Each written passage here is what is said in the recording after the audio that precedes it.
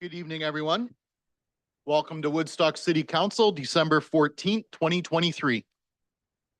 This hybrid meeting is being held in person here in council chambers and electronically in accordance with section 238, subsection 3.3 of the Municipal Act and section 16.6.24 of the City of Woodstock Procedure Bylaw. This meeting is being live streamed to the city's YouTube channel, and a recording will be posted on the city's website following the meeting. An agenda of the meeting can be found on the agendas, meetings, and minutes page of the city's website. And we, as far as I know, we don't have anyone virtual tonight. So let's get into it. We do have a big agenda. It's great to see a full house here today. We had no closed session tonight, so any disclosure of pecuniary interest? Seeing none. Disclosure of new business. Councillor Wismer? Van Meer.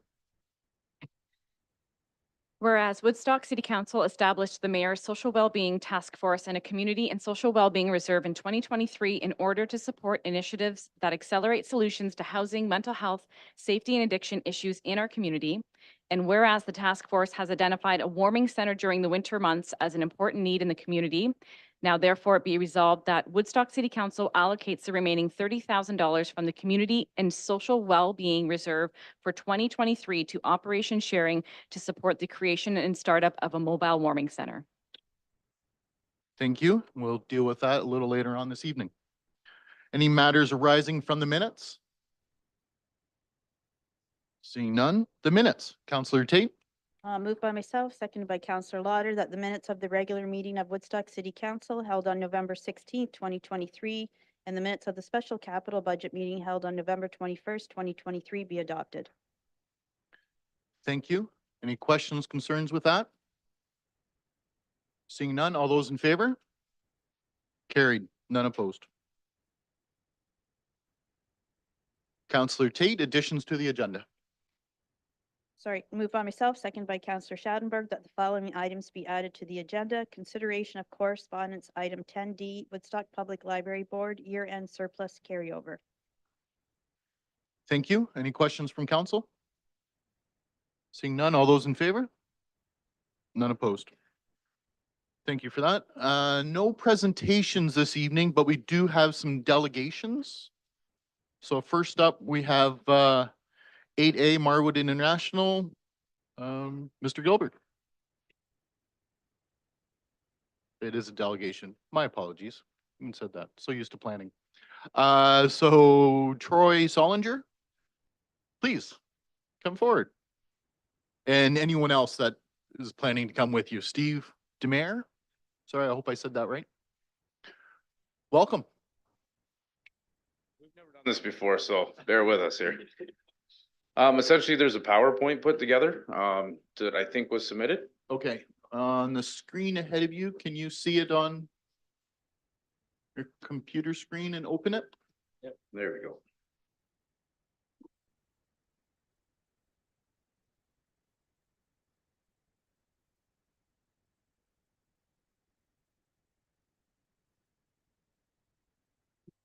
So I'm Troy, I'm the VP of Ops for Marwood International. Our facility here in town in Woodstock, Steve is the general manager for it. And we're having a very big impact by the crow population behind our plant. So we just wanted to share the impact of the crow infestation. So just here's some pictures. So the infestation is extensive issues. It's infecting employee vehicles, equipment, bins, racks, just pretty much everything that's crucial to our manufacturing operation. Our employees are facing inconveniences and potential health concerns. There's a lot of bird feces around. They don't feel comfortable having to be exposed to that just because there's so much of it. So because of the crow related cleanup, we've actually had to add extra labor to it. So it's increasing downtime. We're adding extra resources. So it's impacting our overall business. The biggest production impact is that we're actually getting work refusals due to what they're deeming as biohazards because of the amount of bird feces. It's making people very, very uncomfortable. So we've received numerous customer complaints because it does land on the customer dunnage. And we have to keep that clean. And if we miss any spots, it goes to our customer and then we receive complaints and non-conformances. That affects our scorecard and our ability to get more work for the company. And the biggest issue here is this is a transformer in front of our facility. So there's so many crows that they've actually physically flown into the transformer, causing complete power down. So this has happened 4 times in the last year and put us down where we're able to, like, we have to shut down the entire thing. There's zero power to the entire plant. That results, like with the lost production, lost sales, we're talking hundreds of thousands of dollars in the last year. We're nearing $500,000 in lost revenue. So essentially, we've tried to take some initiatives ourselves. We put audio deterrents in, we put laser deterrents in. We added a transformer cage around, and then we even had a falconer employed last year to fly a hawk through the city to try and deter the birds, and they're still there. So really right now, we're under the understanding that the forested lot is owned by Woodstock, and we're hoping, or we're trying to lobby to get the trees reduced or thinned out or even cut down to force a relocation or re-nesting. That's really why we're here today, because there's so many crows, we don't know how to get rid of them anymore. That's it. That's everyone? Perfect. Thank you. Any questions from council to the delegation?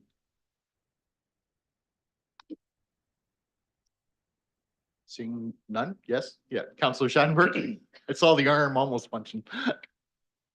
Yeah, through the mayor to the delegation, have you heard the same similar comments from others on that same industrial drive area? I'm thinking of Timberland and the cheese factory that are in that same area. Yeah, Uvalux is right next door. Steve, I don't know if you've talked to them, but they're doing pretty much the same thing. They're trying the lasers, they're trying the noise crackers. For them, their dunnage, their stuff is really in-house, so it doesn't impact them as much. And I don't know if they've had the same power outages as us, but the fact that we use the outside grounds to store is the big impact. And really, the power impact is the biggest one. I don't know if they've had that. Thank you. Any other questions of council? Okay, seeing none, thank you very much. Thank you. I appreciate both coming. And with that, I'm looking for a motion on the floor. Councillor Wismer Van Meer, second by Councillor, well, I'll let you make yours first. Sorry. Moved by myself, Councillor Wismer Van Meer, that the Woodstock City Council refer the presentation from Marwood International regarding the impact of crow infestation to staff for a report. Thank you. Looking for a seconder. Councillor Lauder. Discussion? Councillor Tate? Yep. Yeah, Councillor Wismer Van Meer, thank you. Just kind of a general comment, and perhaps maybe a question. I'm not sure if it would be directed to Mr. Connors. With that lot, I'm assuming that the delegation is referring to might be part of the Upper Thames area as well. So is this going to be a consultation with a UTRCA that we'll have to look into and investigating with them as to a bit of a partnership on how we can address this? Your worship, through to the councillor's question. Yes, I'm been led to the understanding that this is on UTRCA property and it's private property. It's not even city property at all. So we could certainly reach out to the UTRCA, but they tend to look down on cutting down canopy. But we could certainly talk to them. Now Councillor Tate. Yeah, just through the chair, and maybe this is to Mr. Connors too. So I'm not sure if you were here in 2013 when we had the Crow Man come to town. Is there such a thing anymore where they go out and shoot off and they take them off? Your worship, through the councillor. Yes, we still hire the Crow Man every year. He has an annual budget. He's usually here about twice a week. And he has, I talked to him twice this week about this property. And he knows it's a problem and he's been going out. He specifically made special trips this week to address it. So just a follow-up, I assume that will be in the report then, so I'll just leave it.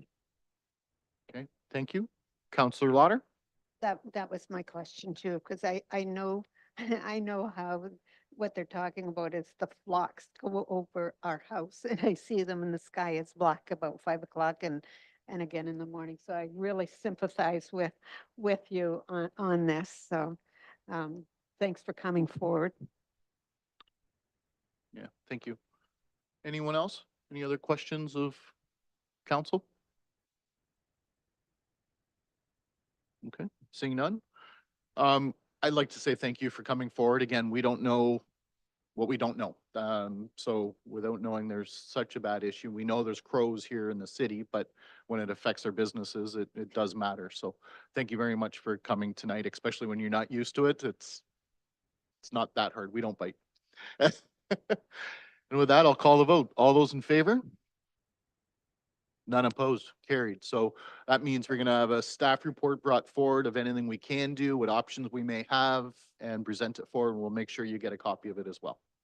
Okay, thank you.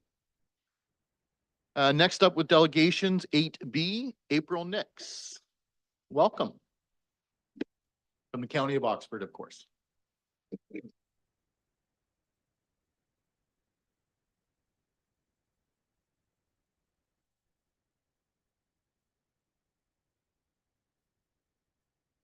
Good evening, Mayor, members of council. So staff are happy to be here this evening to provide an update regarding the official plan review for Oxford County.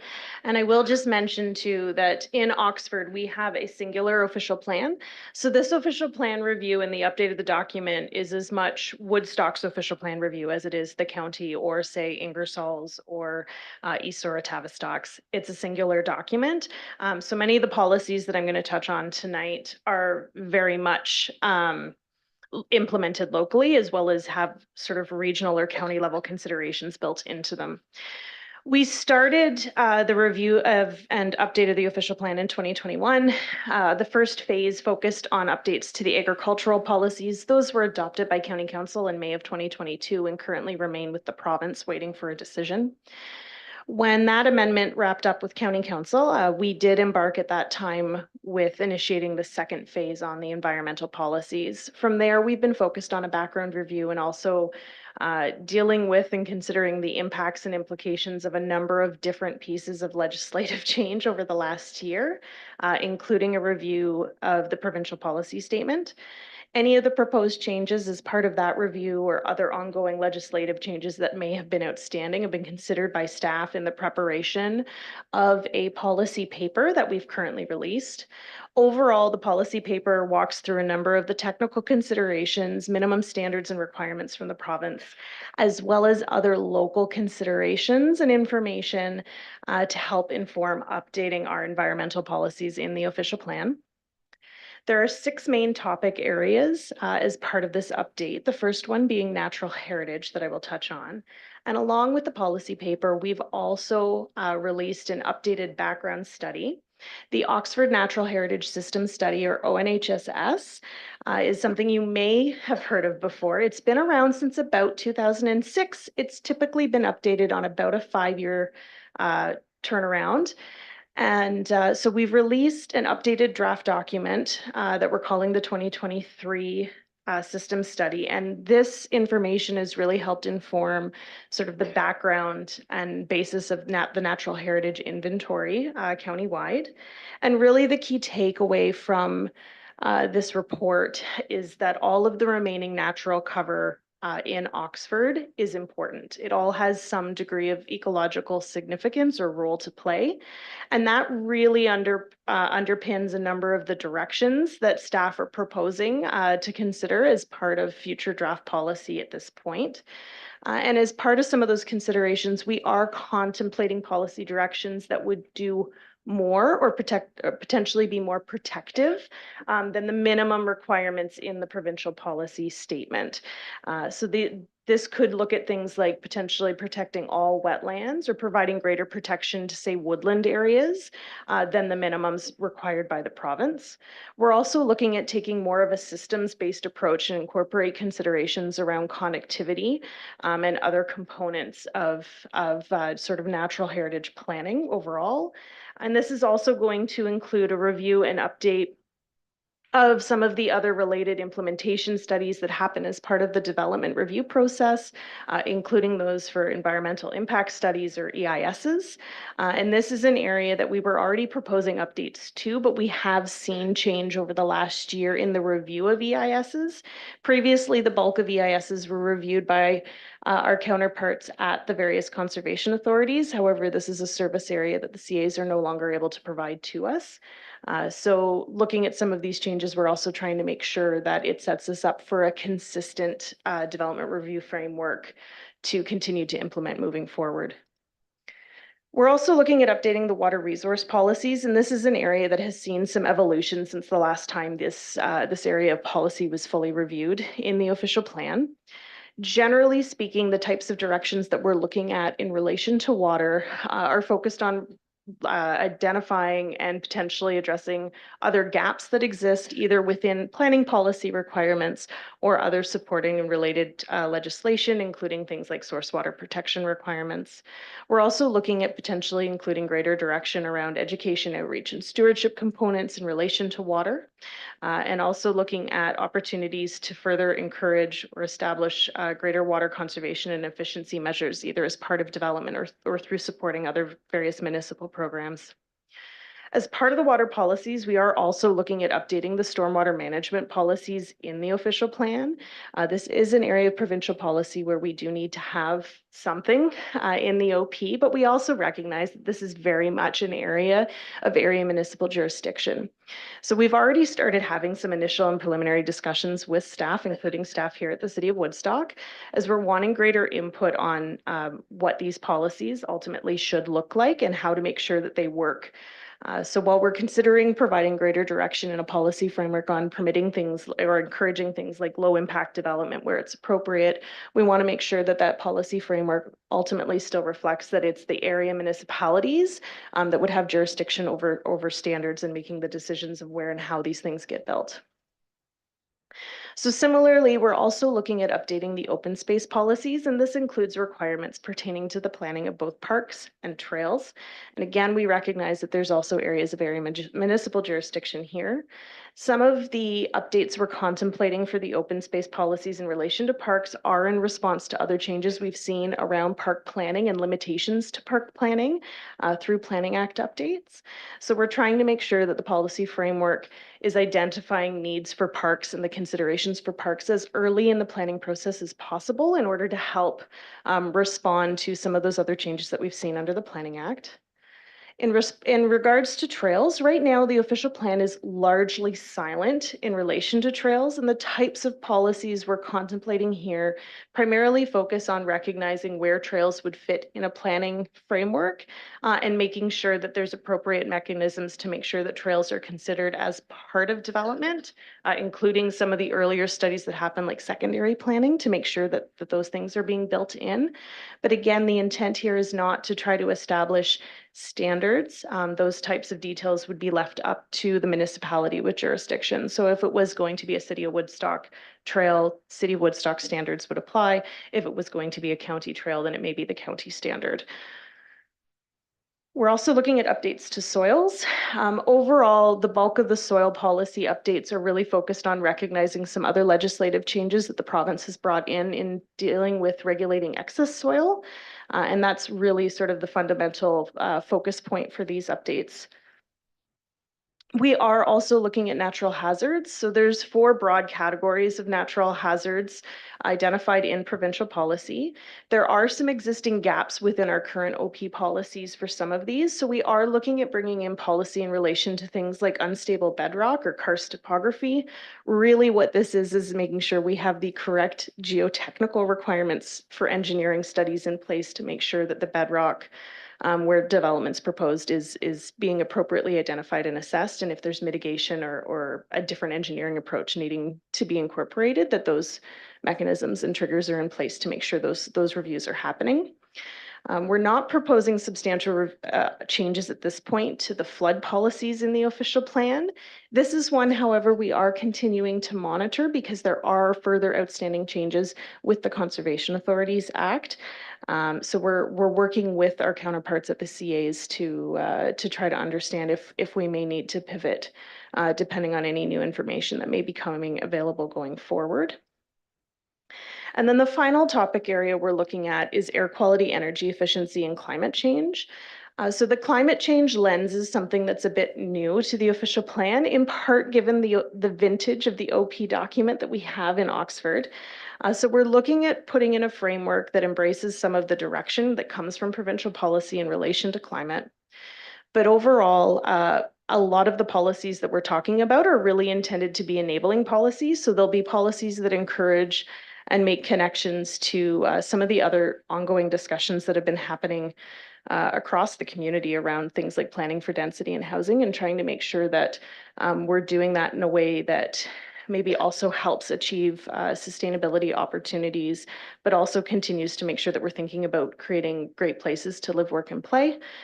This can include things like encouraging maximizing vegetation cover where there's opportunities, and also considering energy efficiency opportunities.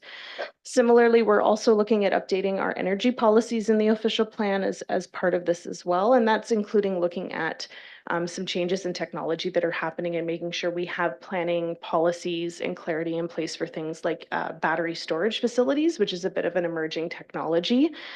So we're continuing to monitor and learn from some of that too, to make sure we've got direction to address some of these things in the official plan. So in terms of next steps, staff have been out. We've been trying to provide updates to all of the area municipalities, as well as meet and have individual discussions with staff on the directions at this point, and we're looking for further feedback on that. There's also opportunities for the public to provide input through Speak Up Oxford. And one of the other areas for engagement that staff were hoping for some direction from Woodstock Council on specifically was if there's an interest for staff to bring some information to the Environmental Advisory Committee. We are trying to have as inclusive a consultation process as possible. Following sort of wrapping up consultation on directions, we are hoping to release draft policies early next year. We don't have specific timing on this at this point because we are hoping to have a revised provincial policy statement document in hand before we come out with a draft. But we'll have to see how things are advancing with the province, given some of the uncertainty there of late.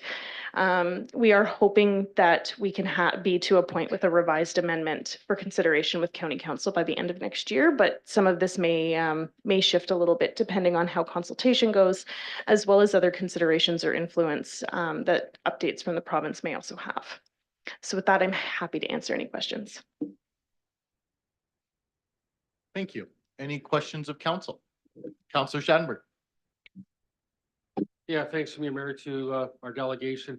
The Woodstock Environment Advisory Committee just met last night, and they had a copy both of your PowerPoint demonstration, obviously, and the report that's also on the council meeting agenda because of the fact that it was emailed and contacted to them. But what would sort of be a deadline or a good deadline for them to possibly comment on it? That's the one question they had asked me to go forward with. So through the mayor, we are trying to sort of wrap up the directions consultation in December, but if EAC needed a little bit more time into, say, January, that would totally be acceptable, and we would certainly welcome the feedback. And then one more question that's more in my area is this: the natural hazards. When you mention hazardous forest types, what specifically are you talking about? Invasive species, Manitoba maples and stuff, or what specifically are your concerns there? So through the mayor, hazardous forest types actually is in relation to forest communities that are at potentially greater risk from a forest fire perspective. It's not actually considering invasives, although invasive species is another area where we are considering some encouragement policies as part of the update. The hazardous forest type policies are one that we have to put something into the official plan based on provincial policy. They're not likely to have a lot of application in an Oxford context. They're more of a Northern Ontario planning kind of consideration, although there could be potentially greater areas of risk for some of the larger plantation communities that are in the county if urban development was proposed adjacent to them. And in the event that, that kind of a scenario did come up in the future, we'd need to make sure that appropriate studies considered those risks and either provided for appropriate management initiatives in those cases, or that appropriate design considerations were built into those communities. Any other questions? Councillor Leathermore. Through you, Mr. Mayor, to the delegation, thank you very much. And I just noted that the Speak Up Oxford looked to be open until mid-December. Has that been extended? So through the mayor, so staff have extended the survey responses and we're going to be keeping that information open through December 21st. So if folks have an opportunity to go online and provide feedback, we are certainly happy to receive it.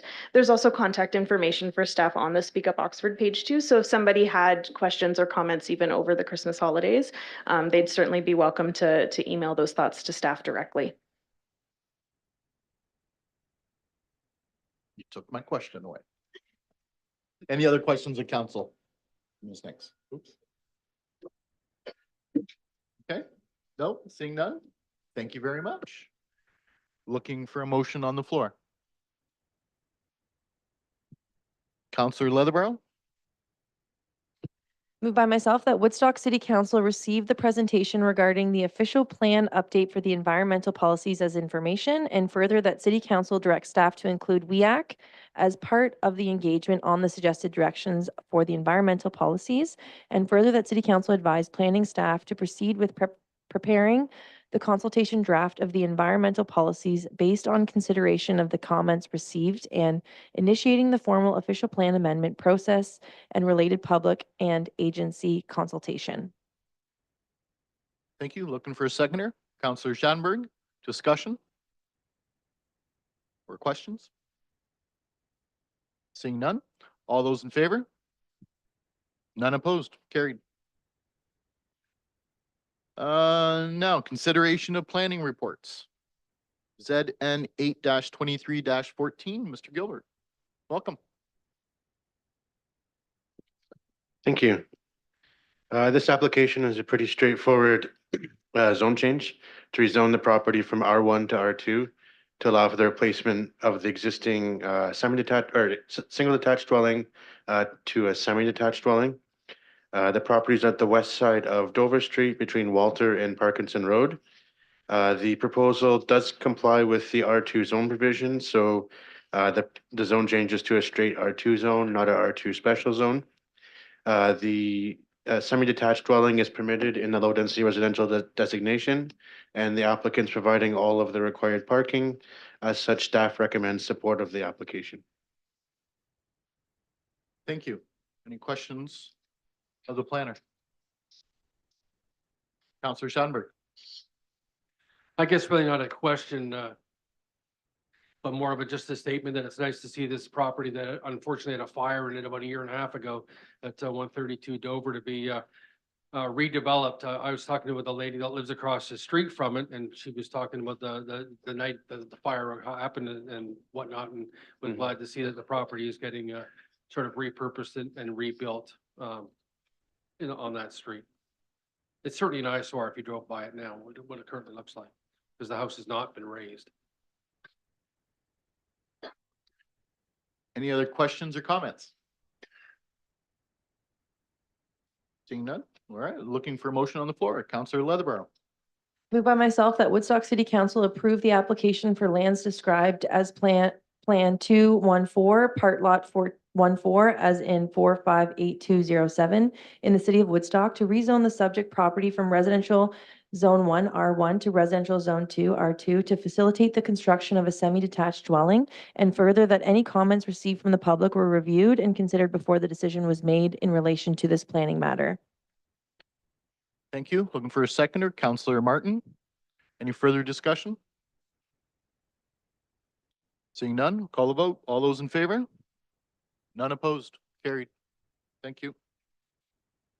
I agree. That's nice to see that property going to be built.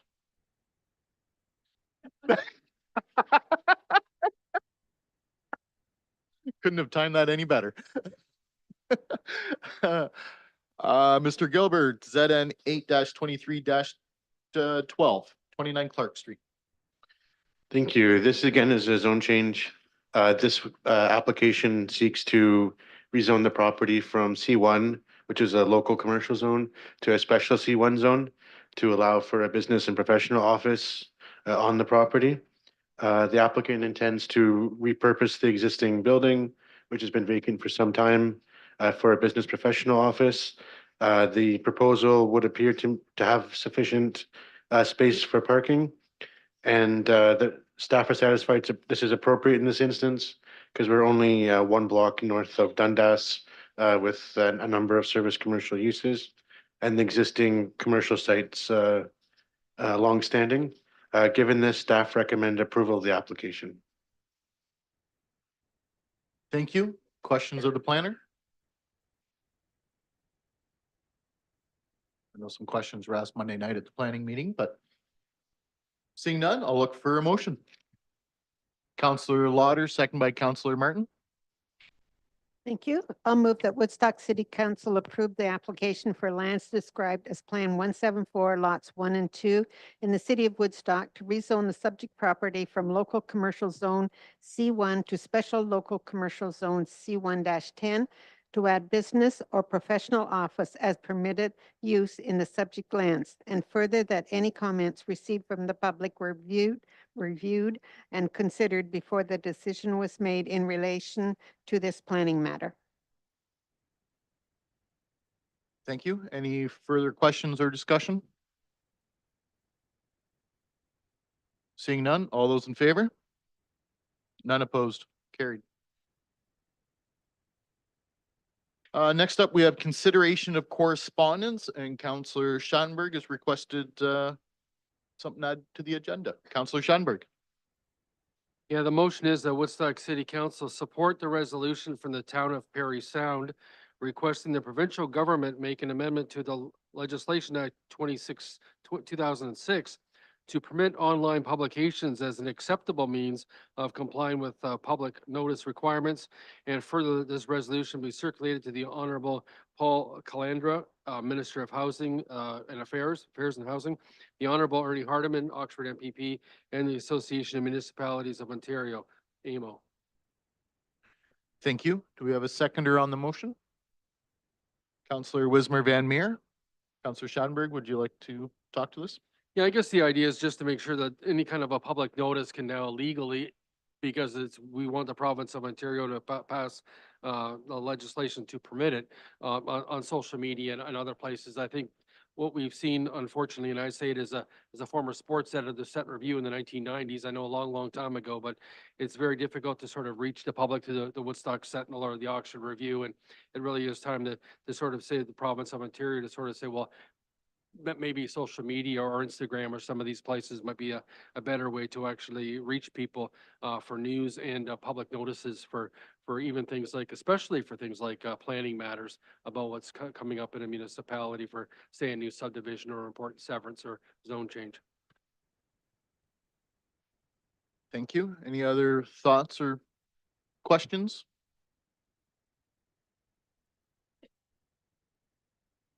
Then I'll just add that I agree. I mean, unfortunately, newspapers aren't as common as they once were, and this does make it hard to be legislative if there is no newspaper in that area. So definitely in favor. And with that, I'll call the vote. All those in favor? None opposed, carried. Thank you. Next up, update of Safe and Well Oxford Steering Committee. DEI action. Looking for a motion? Counselor Leatherborough. Moved by myself that Woodstock City Council receive the correspondence from the Safe and Well Oxford Steering Committee and Diversity and Equity and Inclusion DEI Action Coalition as information. Thank you. Do we have a seconder on that? Counselor Wismer Van Meer. Discussion? No? With that? All those in favor? None opposed, carried. Next up, 10C, Downtown Woodstock BIA year-end surplus carryover. Looking for a motion on the floor. Counselor Leatherborough. Moved by myself that Woodstock City Council authorizes the Downtown Woodstock BIA Board of Management to carry over the 2023 year-end surplus into the board's reserve accounts. Thank you. Do we have a seconder? Counselor Lauder, discussion? Or questions? Seeing none, call the vote. All those in favor? None opposed. 10D, Woodstock Public Library Board, year-end surplus as well. Counselor Tate, seconded by Counselor Martin. Excuse me, the Woodstock City Council authorizes the Woodstock Public Library Board to carry over the 2023 year-end surplus into the board's salaries reserves. Thank you. Any questions or discussion? Okay, all those in favor? None opposed.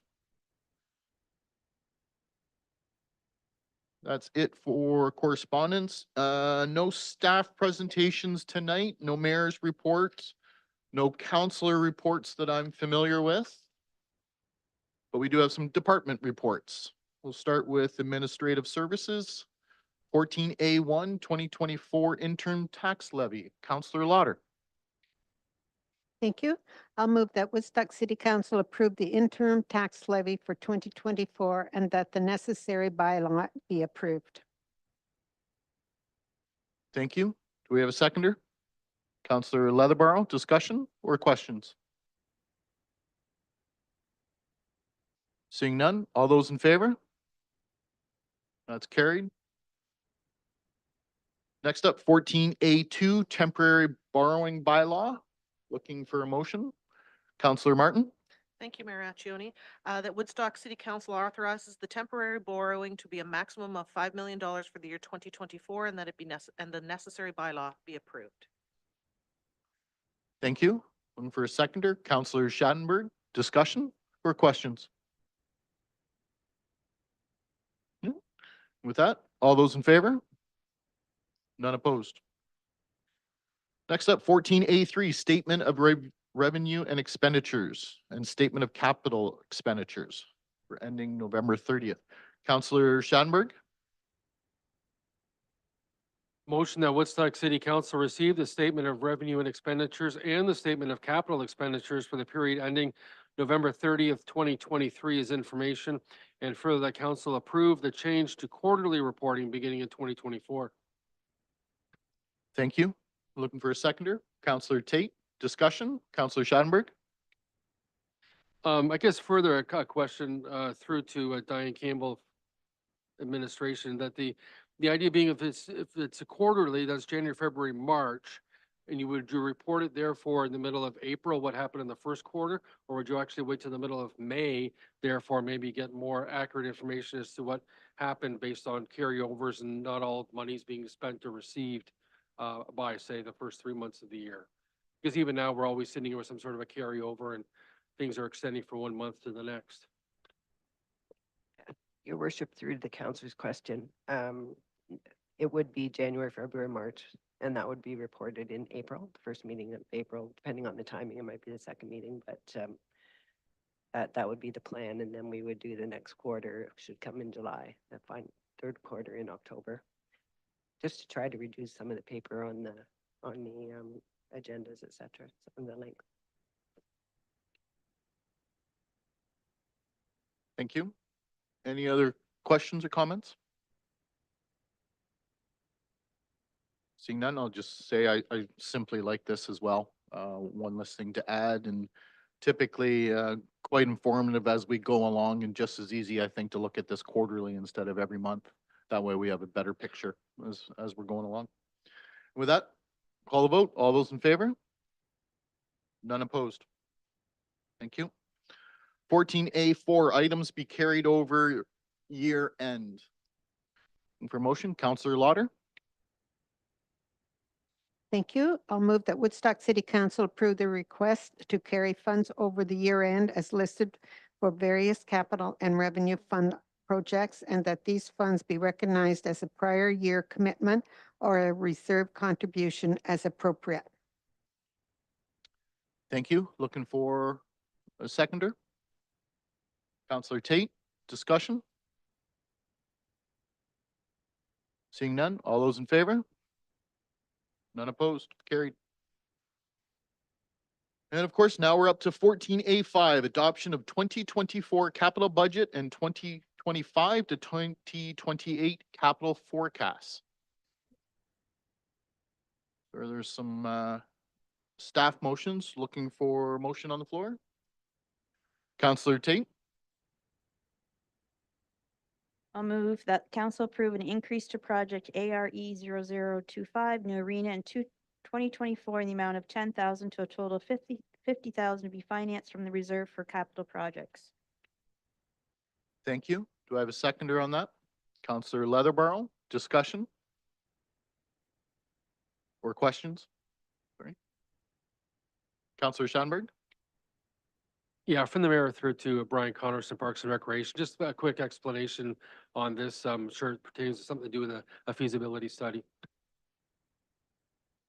Your worship, through to the councilor's question, yes, before we get into any type of build of this magnitude, we would need to do a fair number of feasibility studies regarding a new arena. Thank you. Counselor Schanberg, continue. I guess a follow-up question, would there be an RFP put out for something like this, or is it sole sourcing to understand that a company may know the community better than others? Your worship, through the councilor's question, we would need to follow the purchasing guidelines, so there would be an RFP done up. If not, if staff felt it was best to go with one company, we'd have to come to council to request that. Thank you. Any other questions of council? Seeing none, I'll call the vote. All those in favor? None opposed. Carried. Next up, we have suggested motion buildings on page 22 for those at home. Counselor Leatherborough. Moved by myself, that council approve the addition of project BLD 00111 Goff Hall RTU replacement in 2024 in the amount of $30,000 to be financed from the reserve for capital projects. Thank you. Do I have a seconder on that? Counselor Wismer Van Meer. Discussion?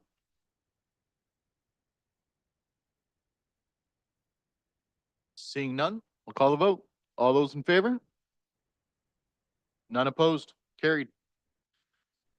Next up, we have sanitary sewers, county, page 15, again, for those watching at home. Looking for a motion on the floor. If there is one. Counselor Tate, I move that council approve the following amendments to project sanitary 0004 servicing of Northeast Woodstock be financed by wastewater rates. County 2.3 million to be moved from 2024 to 2025, 7 million to be moved from 2025 to 2026, and 560,000 be moved from 2026 to 2027. thank you. Is there a seconder? Counselor Wismer Van Meer. Discussion or questions?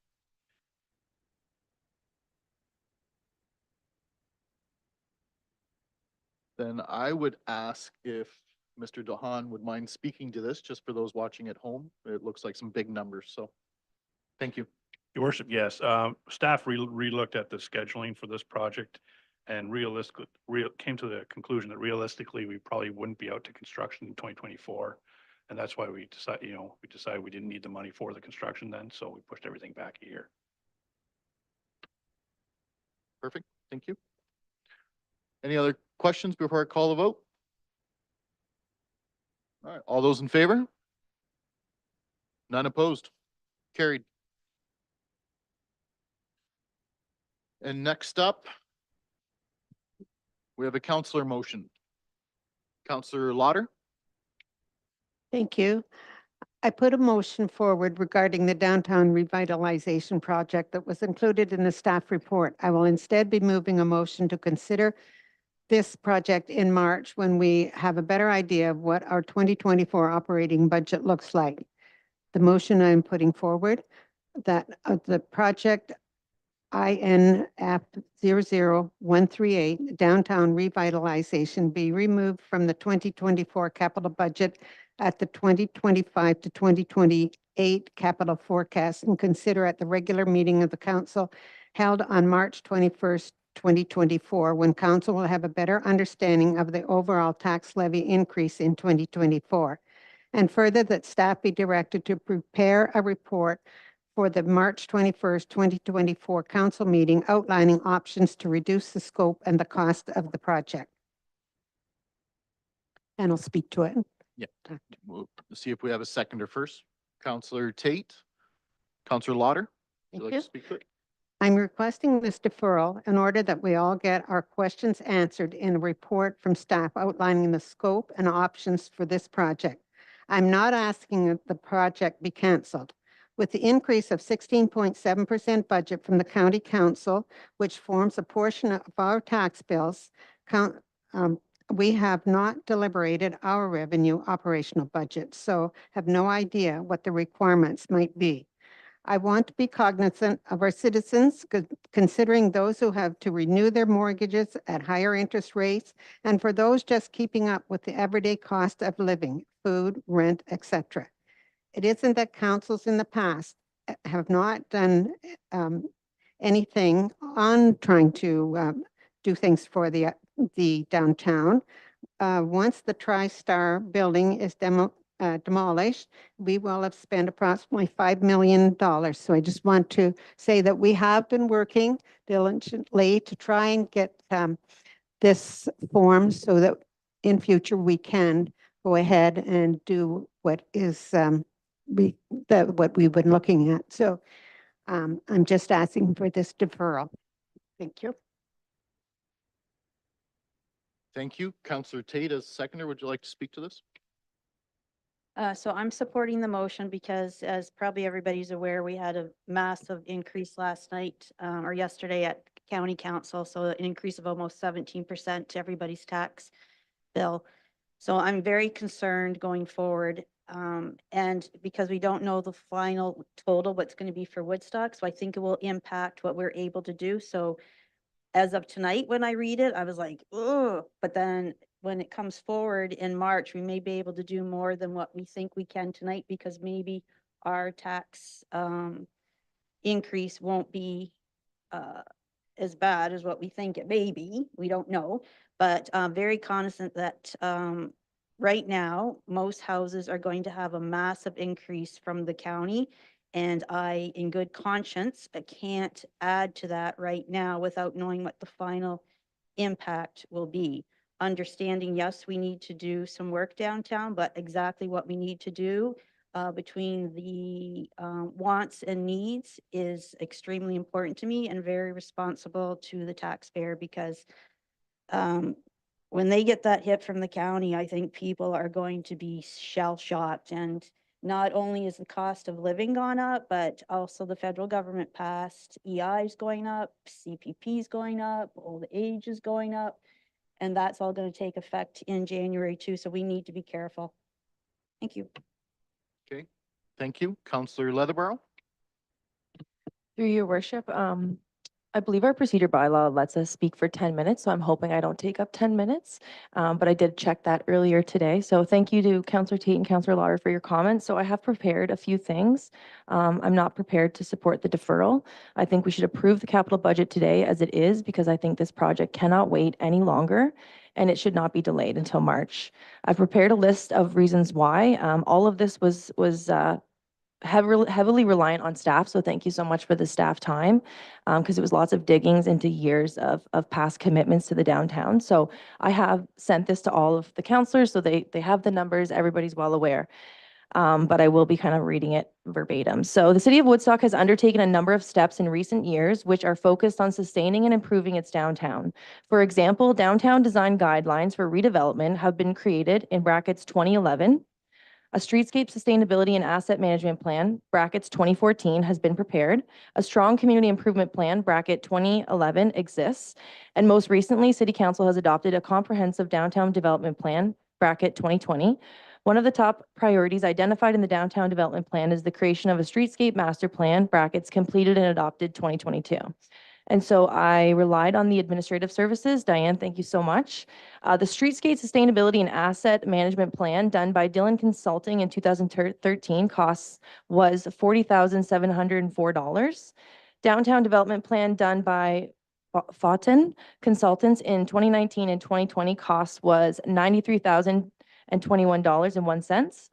Downtown streetscape done by MHBC in 2021/2022 was 144,197.59.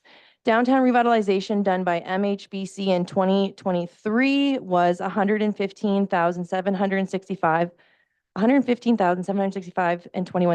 to date. 2023 budget approval is for 400,000. So when you all add all of that up, banking for the fund, 400,000 being spent, that is $677,922.60.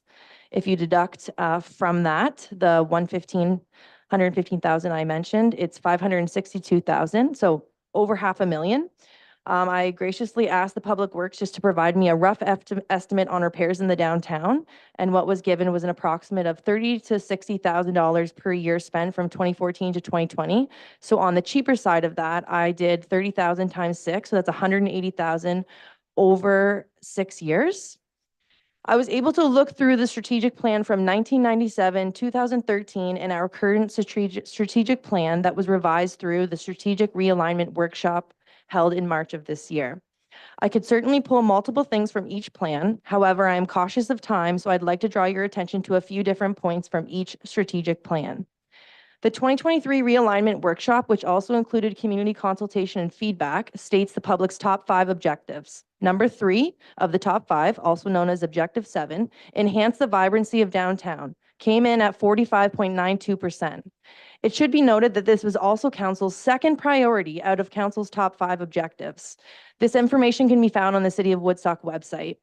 On page 9 of the 2013 City of Woodstock Strategic Plan, which you can find in our council orientation package, it states under opportunities, revitalizing Woodstock's downtown provides an opportunity to attract a more diverse industrial base, technology-based industries, creative class, etc., which will attract more young professionals and youth. On page 10 of the 2013 City of Woodstock Strategic Plan, it states under opportunities, which you can find in our council orientation package, revitalization in the downtown area can create a destination place for residents and tourists alike. Lastly, from the 1997 strategic plan titled Vision 2000s Plus, the City of Woodstock Strategic Plan, the future of downtown Woodstock was cited as key challenge for the community in the next 10 years. So this is 1997, and then it's slating for 2007. The viability of downtown as a retail and economic center for the community was questioned, especially given the intense competition presented by 3 regional shopping centers located within 50 kilometers of the city.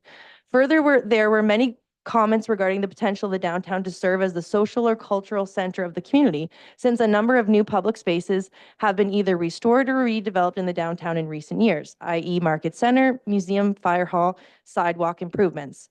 Finally, the changing types of development in the downtown raise questions regarding the desired physical forms and identity that the downtown will have in the future. Enhancing the downtown is a key goal of the strategic plan. A series of action plans in support of the goal have been developed, with the intent of restoring the downtown as an important place to live, work, shop, play in Woodstock. These plans must be embraced and implemented by the community to ensure a sound downtown for the future in Woodstock. So that is from the 1997 plan. And the last piece I'm going to quote from that exact plan is, it is important to note that the strategic plan is only the start, not the end of the process.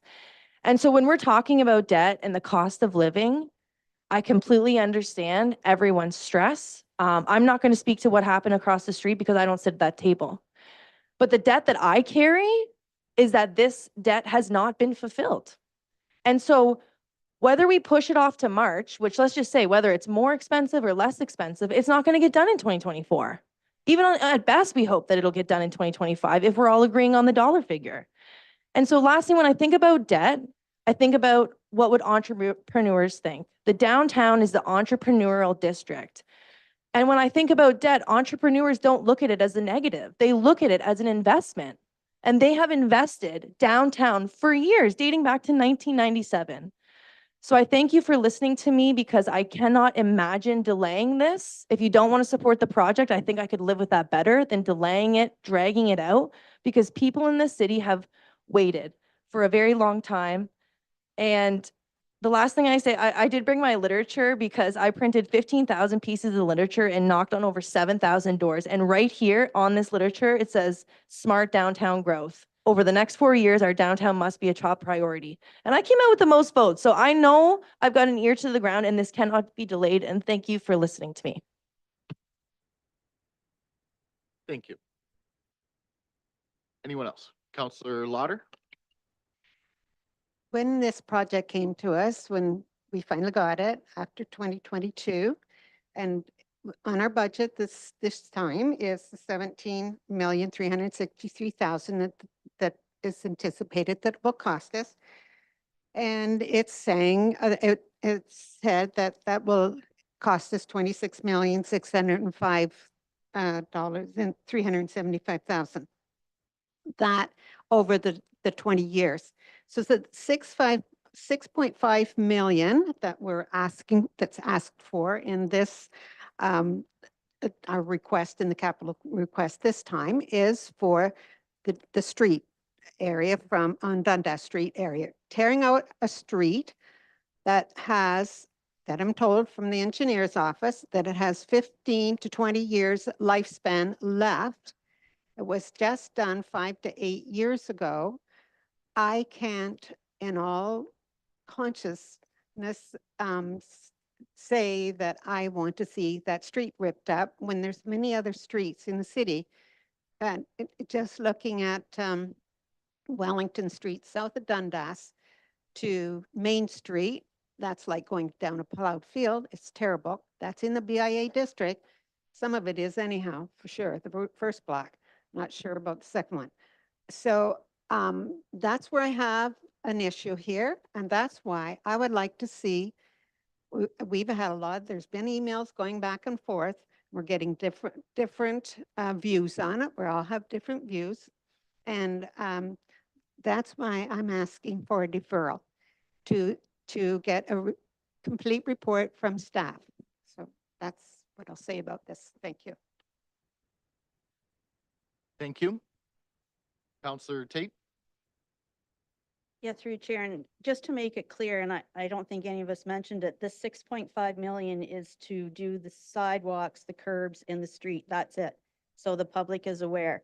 And the numbers that we got for the cost of that, the debt to each household in Woodstock would be on a house that's assessed at 260,000 is $20.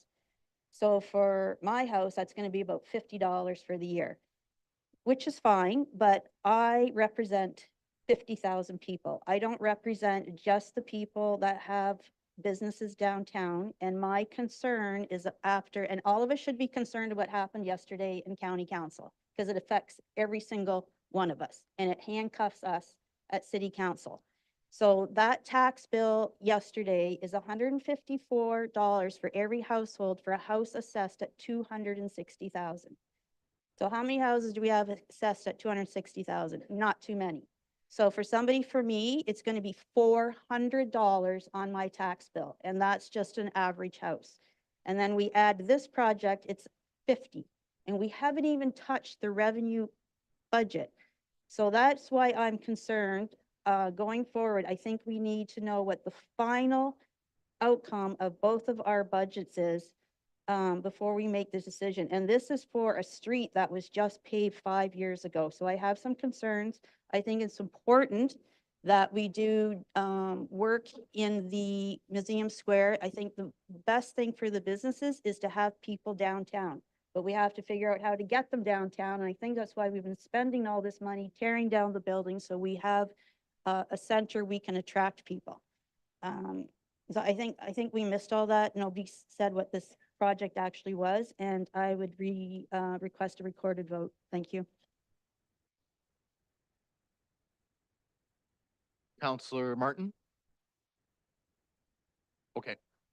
Counselor Through you, Westbrook? Mayor. Mr. Dahan, you brought the blueprints to the capital budget, and then you were kind enough to email them to us, and then we were able to distribute them to residents. So is there any way that you can verbally just talk about that this is more than just what Councillor Tate has said, because it's so much more than that? And before you answer, further to that, I would challenge anyone who's canvassed the downtown businesses. who's asked what would be the most beneficial with disruption in the downtown.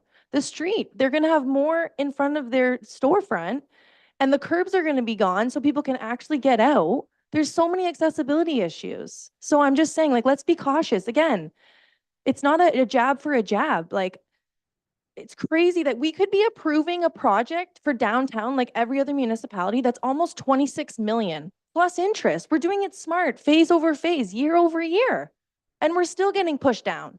So two parts. Could you please explain to me what this phase 2 preliminary drawings, because they're not quite finished, what those are? And second of all, if this is deferred in March and hoping we get more than 6.5 million by the sounds of it, what would that look like with getting work done in 2024? Would it be possible? Your worship, through the counselor. The project as it stands right now, as council approved us to start working on this year, involves basically the reconstruction of Dundas from Lighton Brock to Wellington, basically from the north face of the buildings to the south face of the buildings. So removal of all the street furniture, poles, sidewalk, road, and replace it with new sidewalk, get rid, excuse me, new sidewalk, new street poles, new furniture. The part of the plan was, so the curb line is going to be rejigged a little bit to create some bump outs at the sidewalks to make pedestrian crossings easier.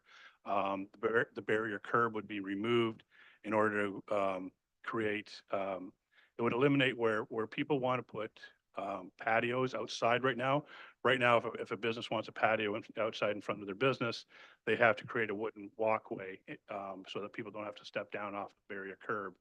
The plan that we're showing right now would eliminate that need by having rolled curb both at where the parking area meets the sidewalk, as well as another rolled curb where the drive path of the road meets the parking area. This basically allows that just the railings would have to be put up for the on-street sidewalks. So I think that answers the first part.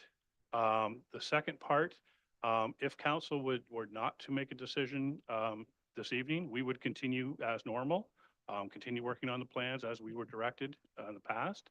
The goal last year was that we were to have a package together at the beginning, ready for tender at close to the beginning of the year, so we could start construction this summer. We are a little bit behind schedule right now, but until we are told differently, staff will continue working towards that end. Sorry, ahead. just to follow up, and then I won't ask another question, I promise everyone.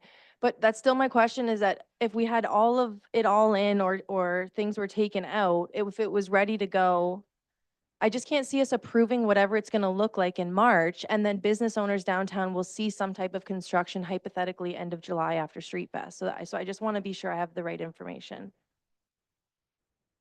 Your worship, through the counselor. Yeah, if we continue working on the process right now, to be honest with you, I think it's a little bit doubtful. We might be close to having a tender package ready in March, but it'll be touch and go. I don't suspect that delaying the decision will impact, like that we'll have the tender package ready and then have to wait for the revenue budget meeting. I guess is what I'm trying to say. That's my anticipation. We haven't really put a construction timeline together yet because we don't know when the tender package will be ready. I suspect that we're going to have to put a tender package together and then put it out for tender, which takes about a month. And then probably the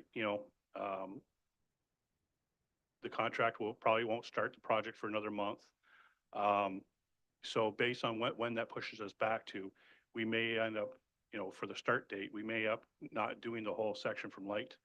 We may have to phase the project, I guess is what I'm roundabout trying to say, so it actually encroaches back into 2025. Does that help? Okay. Thank you. Counselor Martin?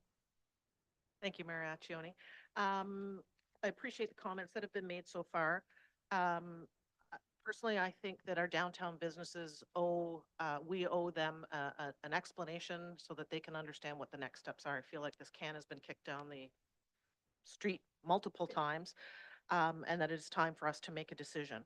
I appreciate that after all of 2023 being the only counselor talking about the impact of debt, that there are others that are recognizing that there is a significant impact to the cost of debt. During budget presentations, and Ms. Campbell, I'll defer to you because I believe at the time I asked the question, when a project is a multi-year, multi-phase project, does the debt get issued each year, or does it get issued at the end of the completion of the project? Because at the time, I believe the answer I heard was at the end of the project, but I want to double check on that to make sure I'm clearly understanding, because if this debt isn't going to be issued in 2024, but might be issued in 25 or late in 2026, I suspect our interest rates might be very different than they are today. Your worship, through to the councillor's question. It's dependent on the project. Typically, we don't get our debt financing until the project is done, and then we just do a one-time debenture issue.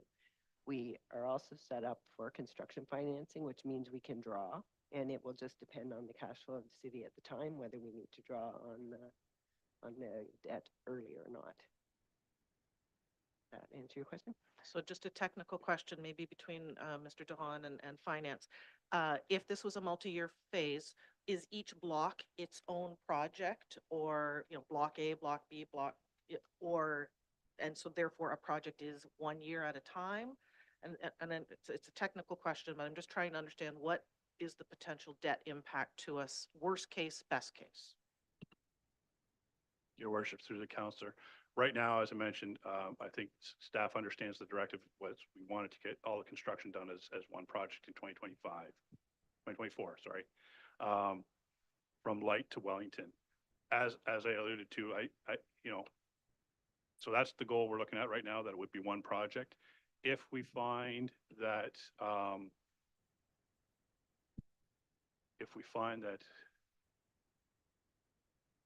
I still say, even if we have to phase it, there's savings in even if we end up carrying over into 2 years. I'm sorry, I'm stumbling here. It's probably better to have one large contract rather than multiple contracts, because you're dealing with one contractor, then you're dealing with efficiencies and volume, that kind of thing. So it would still be one contract, even if you do it in phases. Thank you, appreciate that. I guess I would ask for clarification for those watching at home to Mr. DeHaan. If we approve this, and let's say you were able to put a package together, if I'm understanding you correctly, you're not sure you would get that out right in January anyways. It would probably be February, March, by the time your staff is ready to put it out. Am I understanding that correctly?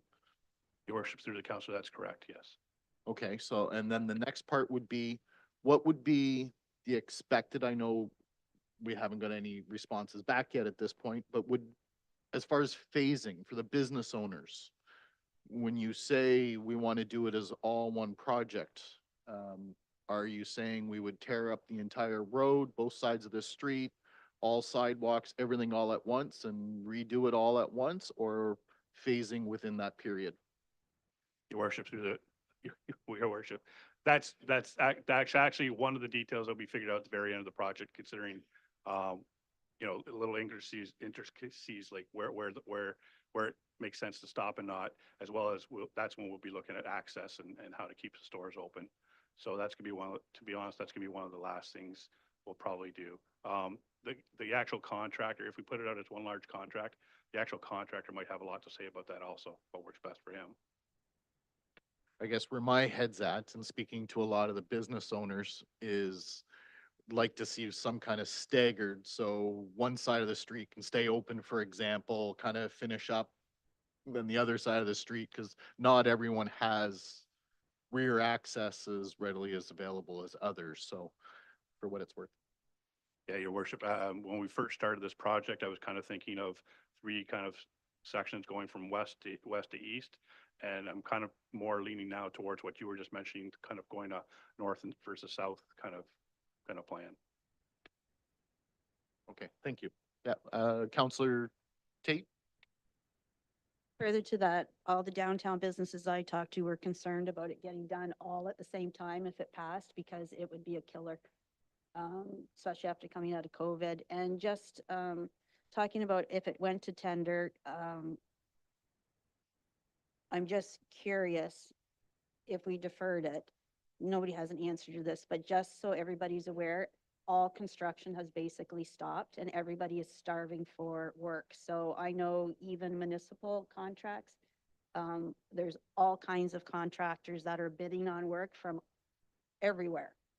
So, you know, not that it's a reason to delay it, but it's going to be a tough time coming up in the next couple of years for contractors. So that could always play in the city's benefit at some point for just about everything, actually.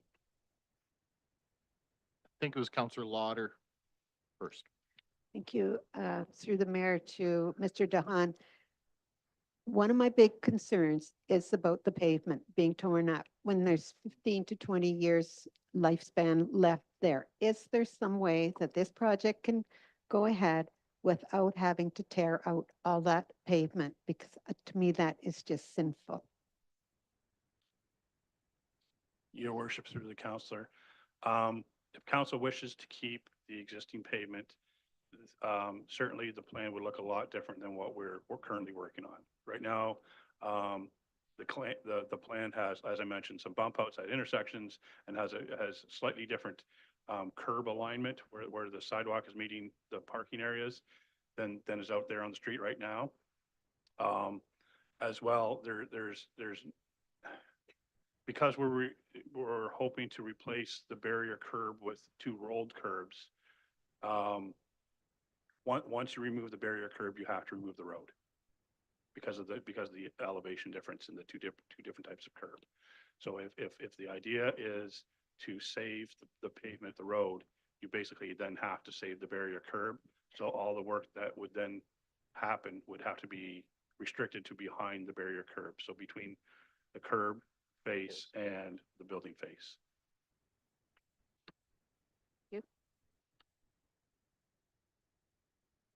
Sorry, Counselor Schamberg. Yeah, question through to Harold Dahan as well. What age currently is the infrastructure sort of underground, the water mains, et cetera? Because that project wasn't done that long ago either. Your worship, through the counselor. Yeah, all that was reconstructed as part of what they call the big dig in the mid-90s. So it's about 30 years old. Usually like, life expectancy for concrete pavement, we put it in the counting software as a 75-year life. Water mains usually about 100 years. Sanitary sewers about 100 years, 75 to 100 years, depends on the material. And I know the one thing that the city of Woodstock always does is a nice 5-year revolving sort of capital plan.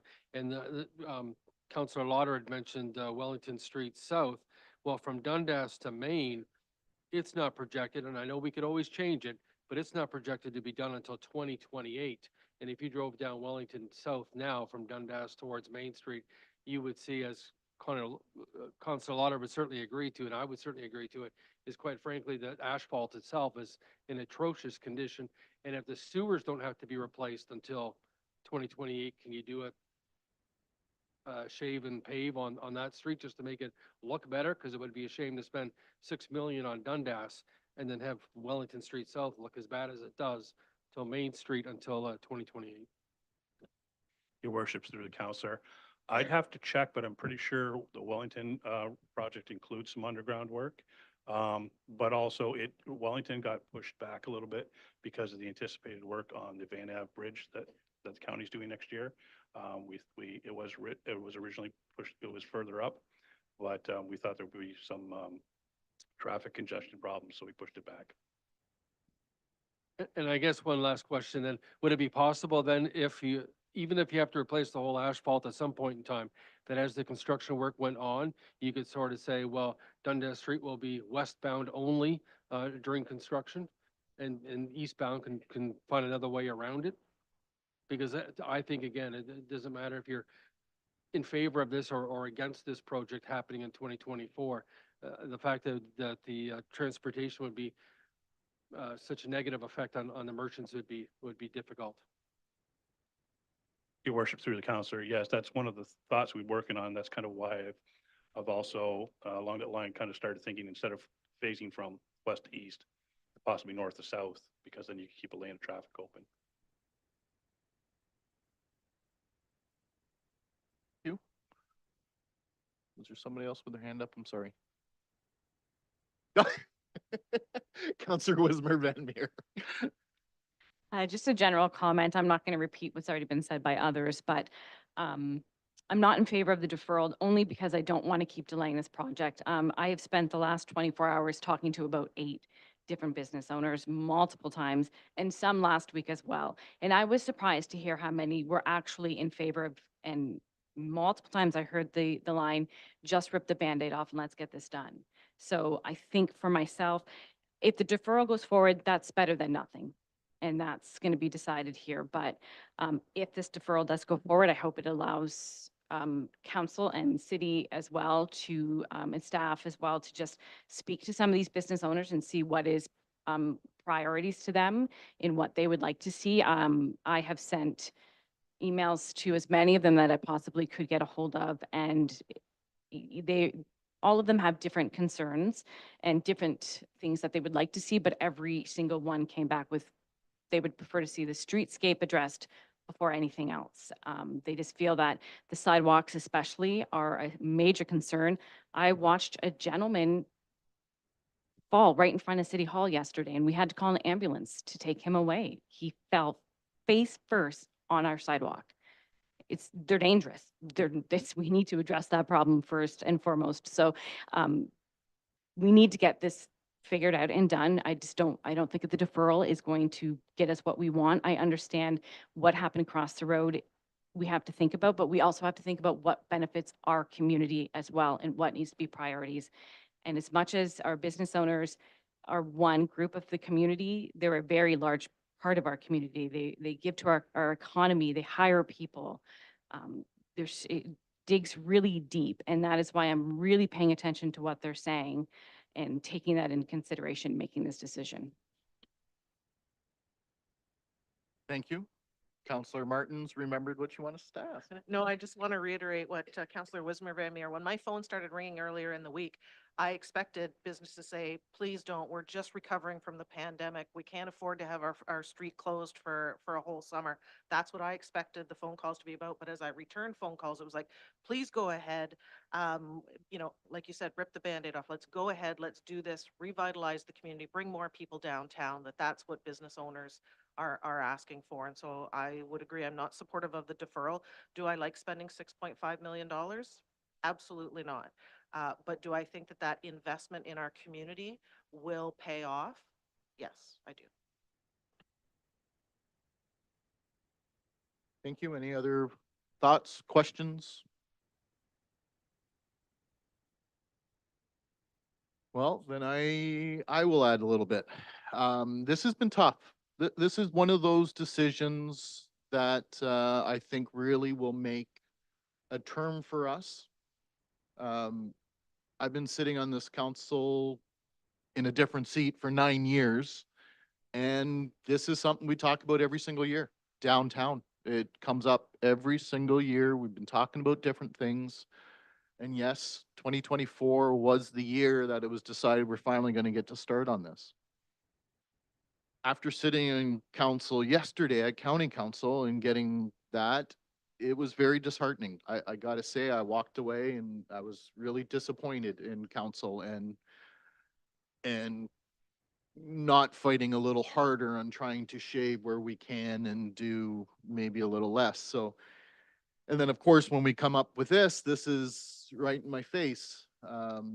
What do we do? Do we spend $6.5 million and get the party started?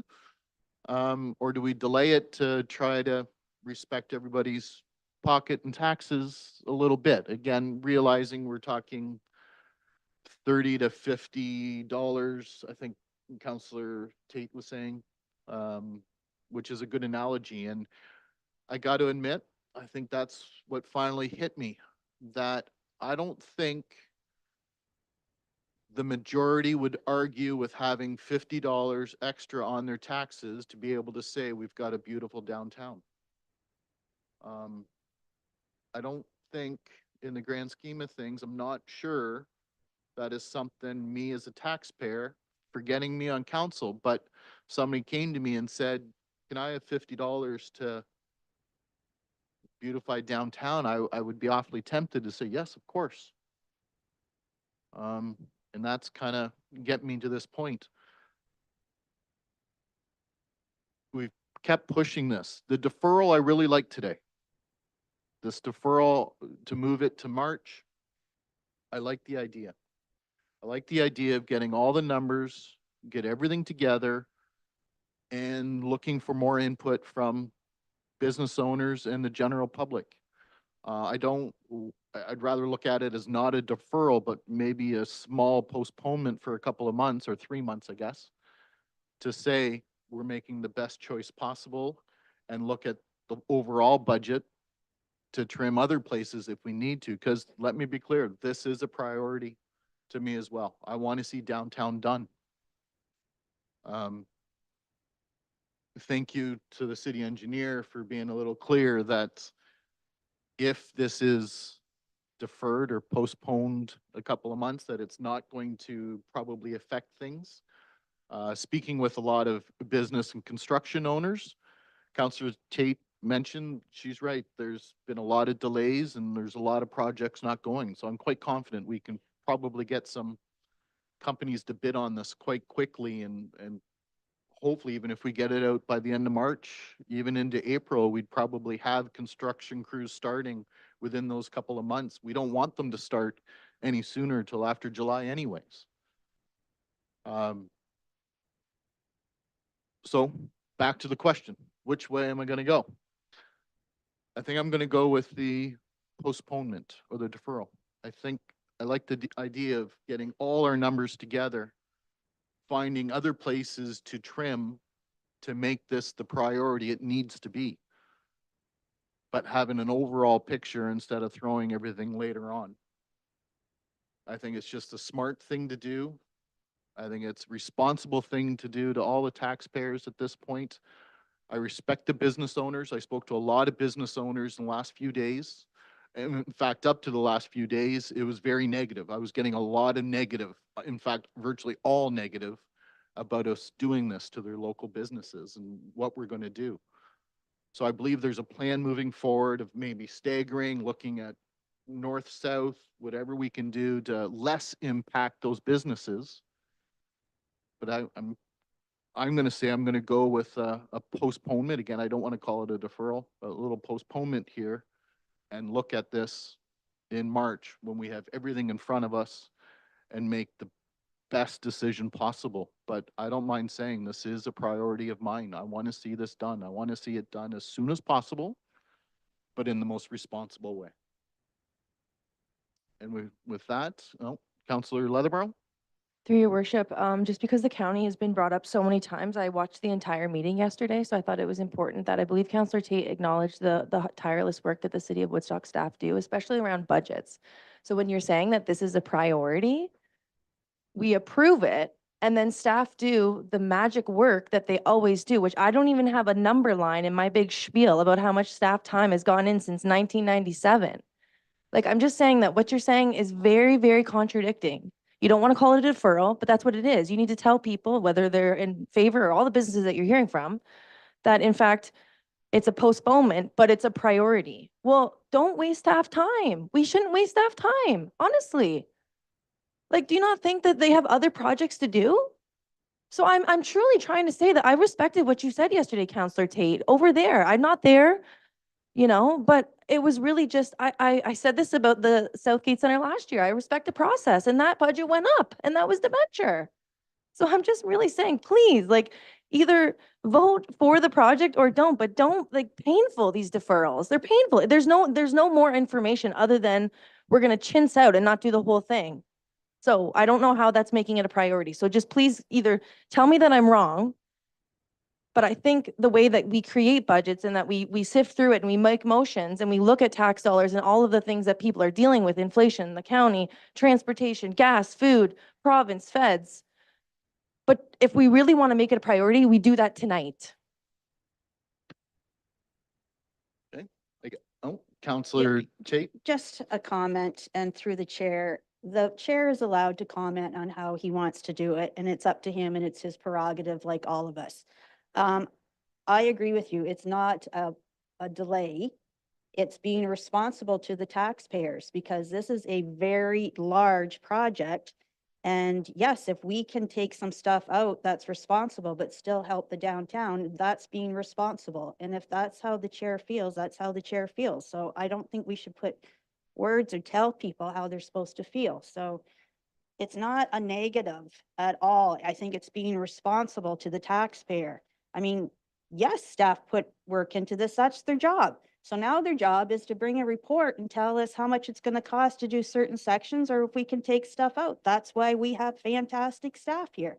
And I greatly appreciate it. It's not throw out a number, go do this, and we don't care what the impact is to the taxpayer. And I think that's the message from yesterday too. I mean, you've got to be cognizant of how much the taxpayer can bear. So, I mean, I've talked to a lot of the downtown people and they weren't aware of what the cost was. So I think it's important having this meeting so the public is also aware what the cost is, because it is a significant cost.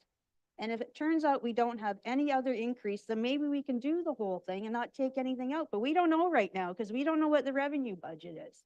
So I think it's really important that we have all the information to make the decision. So yes, I appreciate your comments. I appreciate everybody's comments and their different points of views. That's why we're here. So thank you.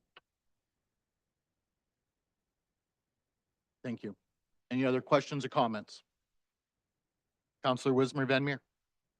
Just a general request, and maybe this can be directed to Mrs. Collins or and Ms. Jarvie as well. The one thing I would ask is whatever decision is made from this, that a very, very clear communication plan is created between city, BIA, and our local businesses, however this goes. I think that we have great staff that can make that happen, but they need to know so they can be prepared, so they can understand what's happening for them. And I think that that has to be a key component to however this vote goes. I'll certainly agree with that. Yeah, that's got to be a priority for everything. And we've talked many times about that no matter which way we go, that'll be a priority to keep residents as well as business owners informed. And with that, Counselor Martin? Quick request, could you read the motion or have someone read the motion again? Because it has been a lengthy debate on what we're voting on because it wasn't a part of the original agenda for the public transparency at home. Yeah, I planned on doing or asking Counselor Lauder for that anyway, so if she doesn't mind. Assuming no more questions before that's read. I just have one comment and going further from Councillor Wismer Van Meer. I really think that the public, we should somehow be able to get this out to the public, and that's really important too, so that all of the city gets an opportunity to have their say to help decide this, what has to be done. So I think it's really important that we can get out as much as we possibly can. So further to that, I'll move that the project INF 00138 downtown revitalization be removed from the 2024 capital budget and the 2025-2028 capital forecast and considered at the regular meeting of council held on March 21st, 2024, when council will have a better understanding of the overall tax levy increase in 2024. And further, that staff be directed to prepare a report for the March 21st, 2024 council meeting outlining options to reduce the scope and cost of the project. Okay, thank you. Counselor Wismer Van Meer. Through the chair, may I request a wording amendment for this deferred motion to add to the motion, and further that staff be directed to undertake community consultation, including a survey outlining the specifics of the project and associated costs and seeking feedback from the public on the advancing project. Okay, first off, I'm gonna go, is that a friendly amendment? Is there any objections to that being added to Councillor Lauder's motion by anyone? I'm not looking for debate, just. So, okay, so I will consider that a friendly amendment, if Councillor Lauder's okay with that on her motion. In that case, I'll ask for a seconder on the motion. You were, I'm sorry, you're right. That was a seconder, so you're okay with that, obviously? Okay, now discussion on that. Councillor Lauder, did you want to speak to that one time, because that was your motion first? No, Done. I totally agree with public, survey too. Consultation? Mhm. Okay. Then Councillor Wismer Van Meer? This would be the way to make me feel comfortable if we're going to go the route of a deferral. Totally agree. Councillor Leathermore? Yeah, I think this is great. I'm still not going to support the deferral, but I had suggested to Councillor Wismer Van Meer and with the help with staff to add this because I think that that's another piece that's important, but I won't support the amendment or the deferral. Fair enough. I will say I do like this amendment. I think this adds that little piece missing to get more involvement from the public and hope business owners and the general public will add a little bit as long as can staff provide us and we can kind of pump things out as we go, as the process is going to get as much input as possible. Any other further discussion or questions before I call a vote? It's, oh, right. Thank you, Councillor Tate. But anything else before? Seeing none, I'll turn it over to the Deputy Clerk.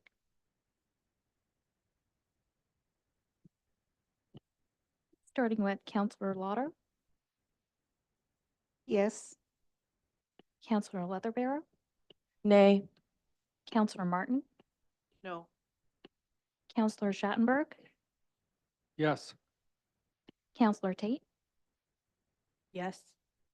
Councillor Wismer Van Meer, Yes.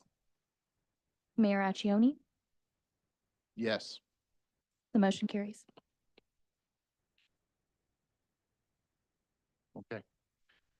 Thank you again. I will say this, I think this is a good thing. I think we've got it clear. There's no objections to going ahead. I think it's a priority. I think this is the smartest way to go about spending $6.5 million or so. And with respect to everything. So thank you.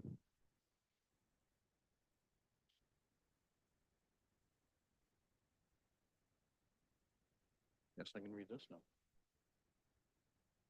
Yeah. Are there any other suggested motions that I'm not aware of before we finish this section?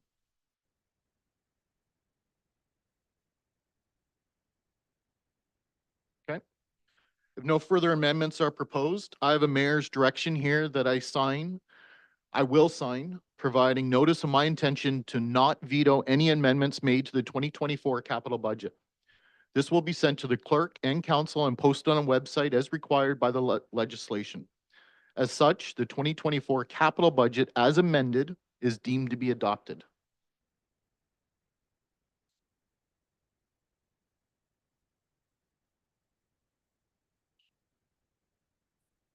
Thank you.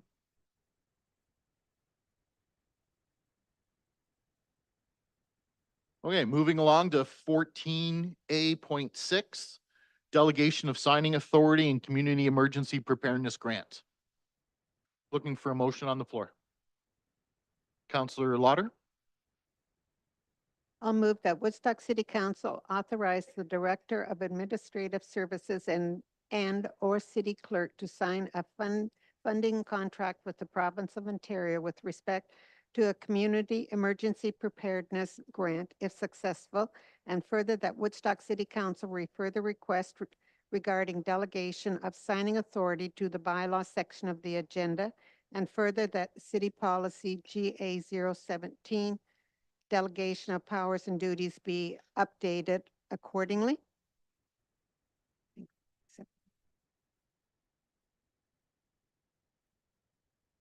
Oh, there we go. Looking for a seconder on the motion. Counselor Wismer Van Meer. Discussion? Or questions? Seeing none, then I'll call the vote. All those in favor? Carried. Next up, we do have engineering, 14B.1, street naming, Havelock Corners subdivision. Looking for a motion on the floor, Counselor Shanberg. I'll make a motion that the Woodstock City Council name the streets in Havelock Corners subdivision as follows. Street J as Thornton Way. Street K is Thameside Drive.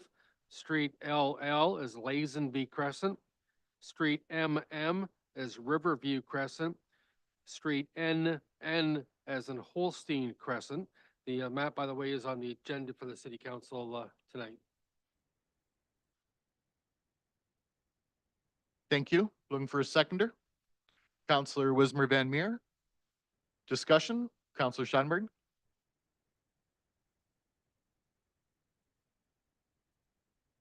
One thing the city of Woodstock has done in recent years is recognize some of the historic ownership of farms, perhaps Allier, Griffin, Woodall, and Harwood as just 4 examples in recent years. I know of Bob and Jean Thornton have owned that property for a long time. In fact, Bob Thornton was a 35-year physics teacher at Huron Park Secondary School, and he used to get up in the morning at 5:30 and milk the cows. And it was a dairy farm up until most of the years, up until 1970. Then it became a beef farm. And what's interesting with the expansion of the Piddock Lake area, one thing I'd mentioned before when we had the Thornton name added to the list of street names, and this was their farm area. They started out with 160 acres, and now it's down to 65 acres. And that's, of course, because of the damming of the Thames River to become Piddock Lake, and also because the train tracks were moved to their side of the lake as well. And the other family name noted on that street designation that we just suggested, Don Lazenby, for example, was an Esor Tavistock Ward 3 councillor, and he's a farmer just north of what we call Tollgate Road or the 17th line, or at least historically he was a farmer there, Don Lazenby. And like I said, he was on Esor Tavistock Council. I think he was first elected in 2010. Thank you. Any other discussion? Counselor Martin. I just want to say, as a rural girl at heart, I am tremendously jealous of anyone who gets to live on Holstein Crescent. And I hope that we can do some creative sidewalk stamping in some awesome Holstein pattern shapes, because I think that would add a lot of character to this neighborhood. Counselor Lauder. I can agree with you, Counselor Martin. I grew up on a farm that was Holstein cattle that my family had. So that would be quite a street to be able to live on. Thank you. Well, it's no secret I got some pants if anybody needs some.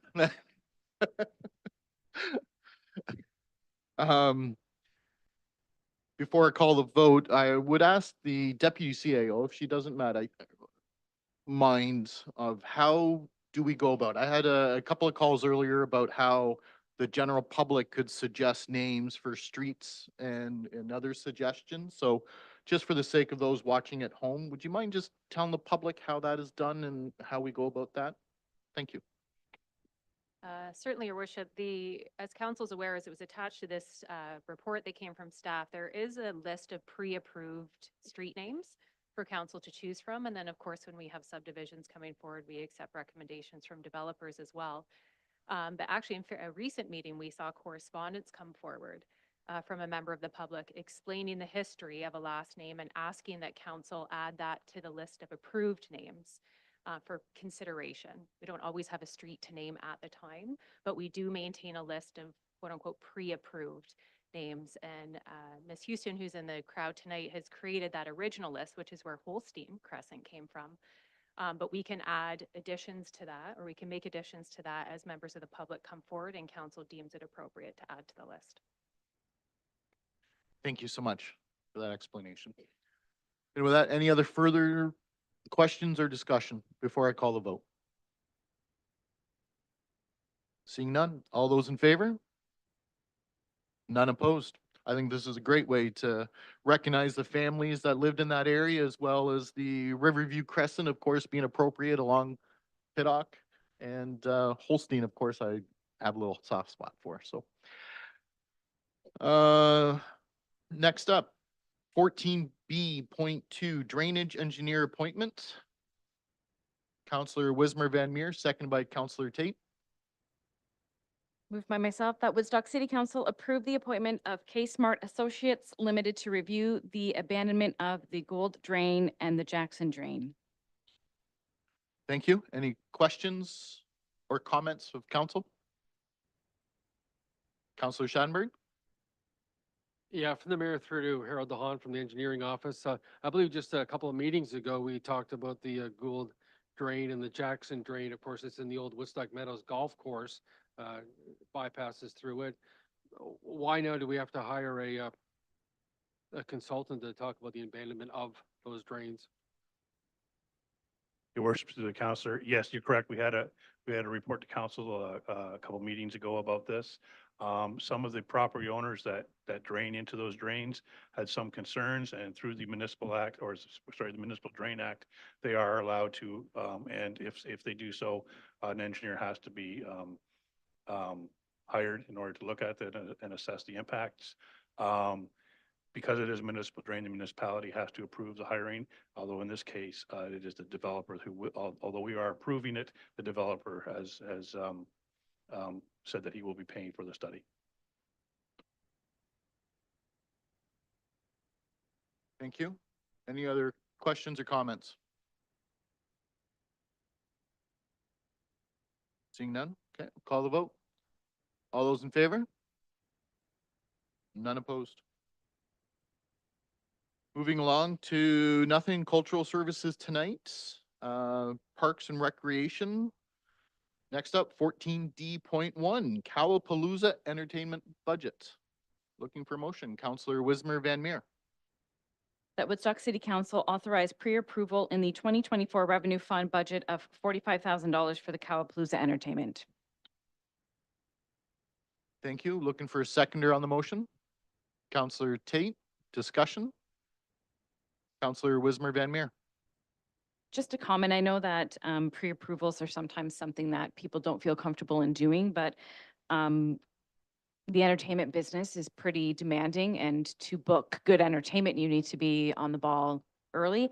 I think last year's event was really well attended, and I know a lot of people really enjoyed having Sam Roberts Band there. So I know that Ms. Broadhagen is probably working very tirelessly to get that arranged, and I think that if this can help in getting that confirmed and booked, it's important for us. Cowapalooza is well attended, and it brings people from outside of Woodstock into our community, and that's never a bad thing. Yeah, certainly agree. With Sam Roberts Band, the Trues, Colin James, and even April Wine as being some of the past. We've had some great concerts, and this is one that it's no secret. There's my cow pants again. I love Cowapalooza and look forward to it every single year. Any other comments or questions before I call the vote?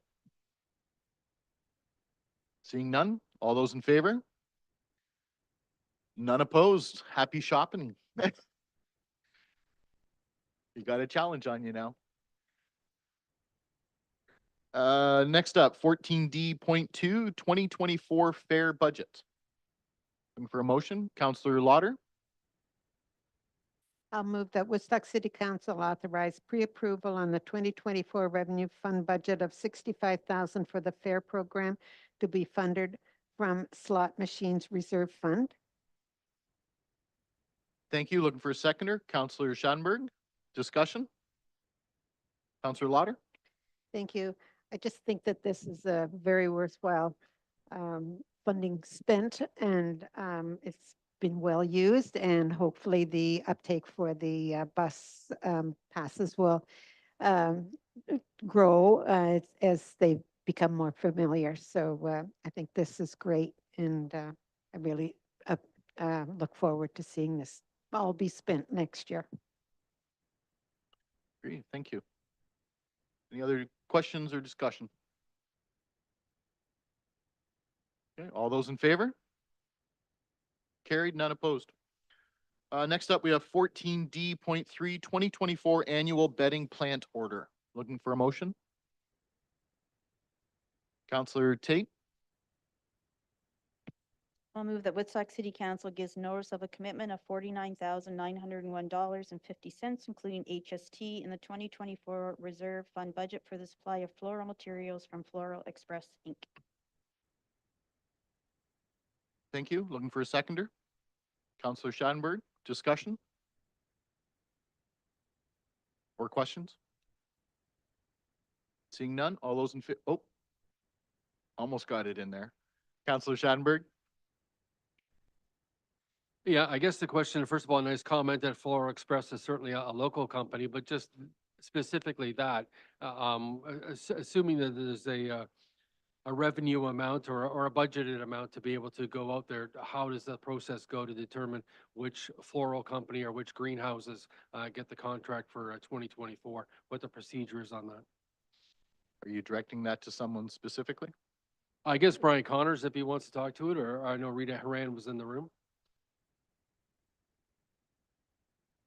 Your worship, through the councilor's question, I will take the question as I'm in front of a mic here. So, I'm fine with that too. I don't know if Ms. Haran would be though. Basically, the tender process is the arborist asks for the plants that she wants to get planted in the year ahead of time, and with some substitutions, but a full list, and then that goes out in a tender, and basically the lowest price that comes in, that's the company that we will go with.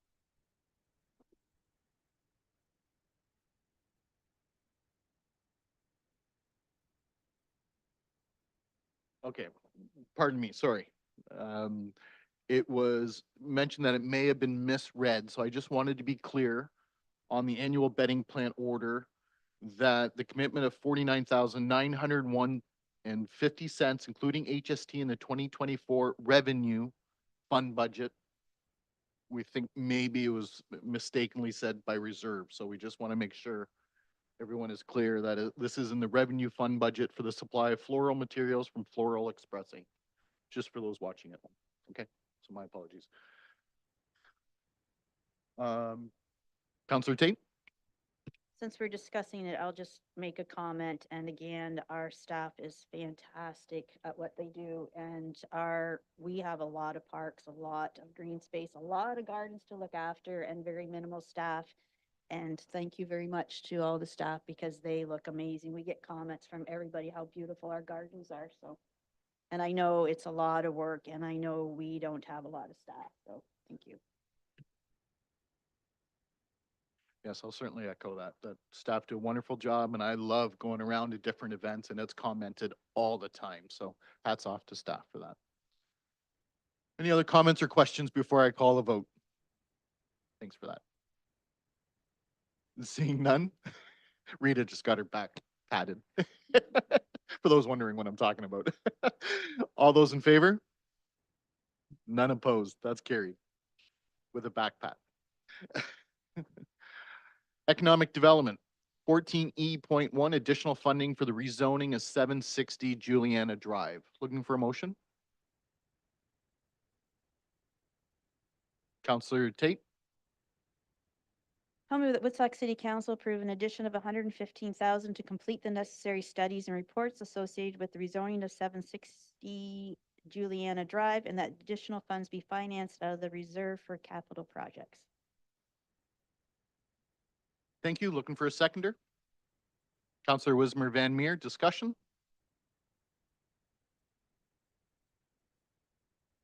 Oh, we have to ask Mr. Hammond something.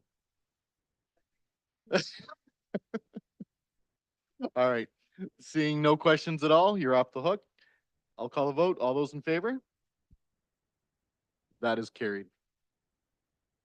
14E.2, items for completion of the Salter Avenue land transaction.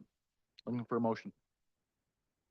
Counselor Lauder, I'll move that Woodstock City Council refer the sale of the city-owned land on Salter Avenue to the bylaws section of the agenda, and further that City Council authorize the release of a municipal access easement associated with Cottle Park, and further that City Council dedicate 2 parcels of land located adjacent to the west end of the Salter Avenue as part of the Salter Avenue Road Allowance.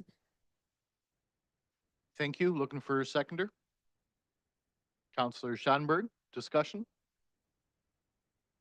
Counselor Lauder, Maybe Mr. Hammond would like to speak to this, so through the mayor to Mr. Hammond. Thank you, Your Worship. I knew my luck was going to run out at some point, so I suppose it started to run out now.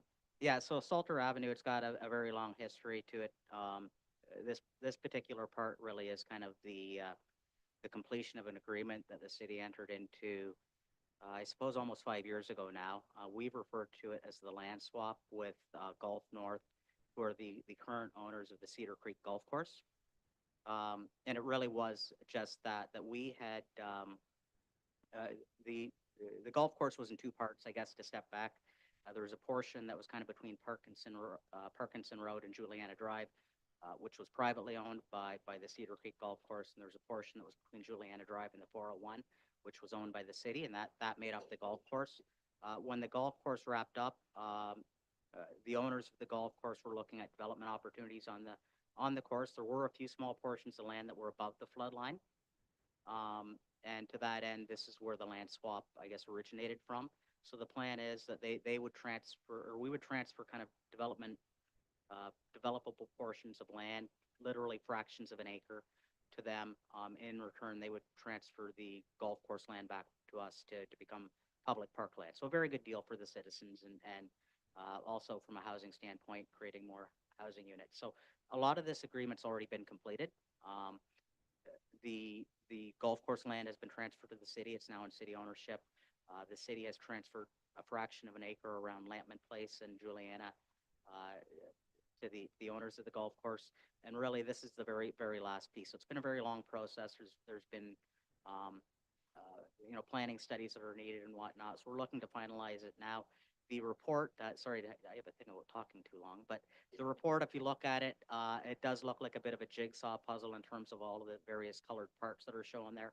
So it is a little bit complicated, but this does really kind of tidy everything up that needs to be done, and leave it in good order for 2 new development lots to be there and about 42 acres of new parkland. thank you. I was going to cut you off in a couple of minutes, but Yeah, it no, was 10 I'm minutes. kidding. Any other questions or comments? So we can reset as 10 minutes.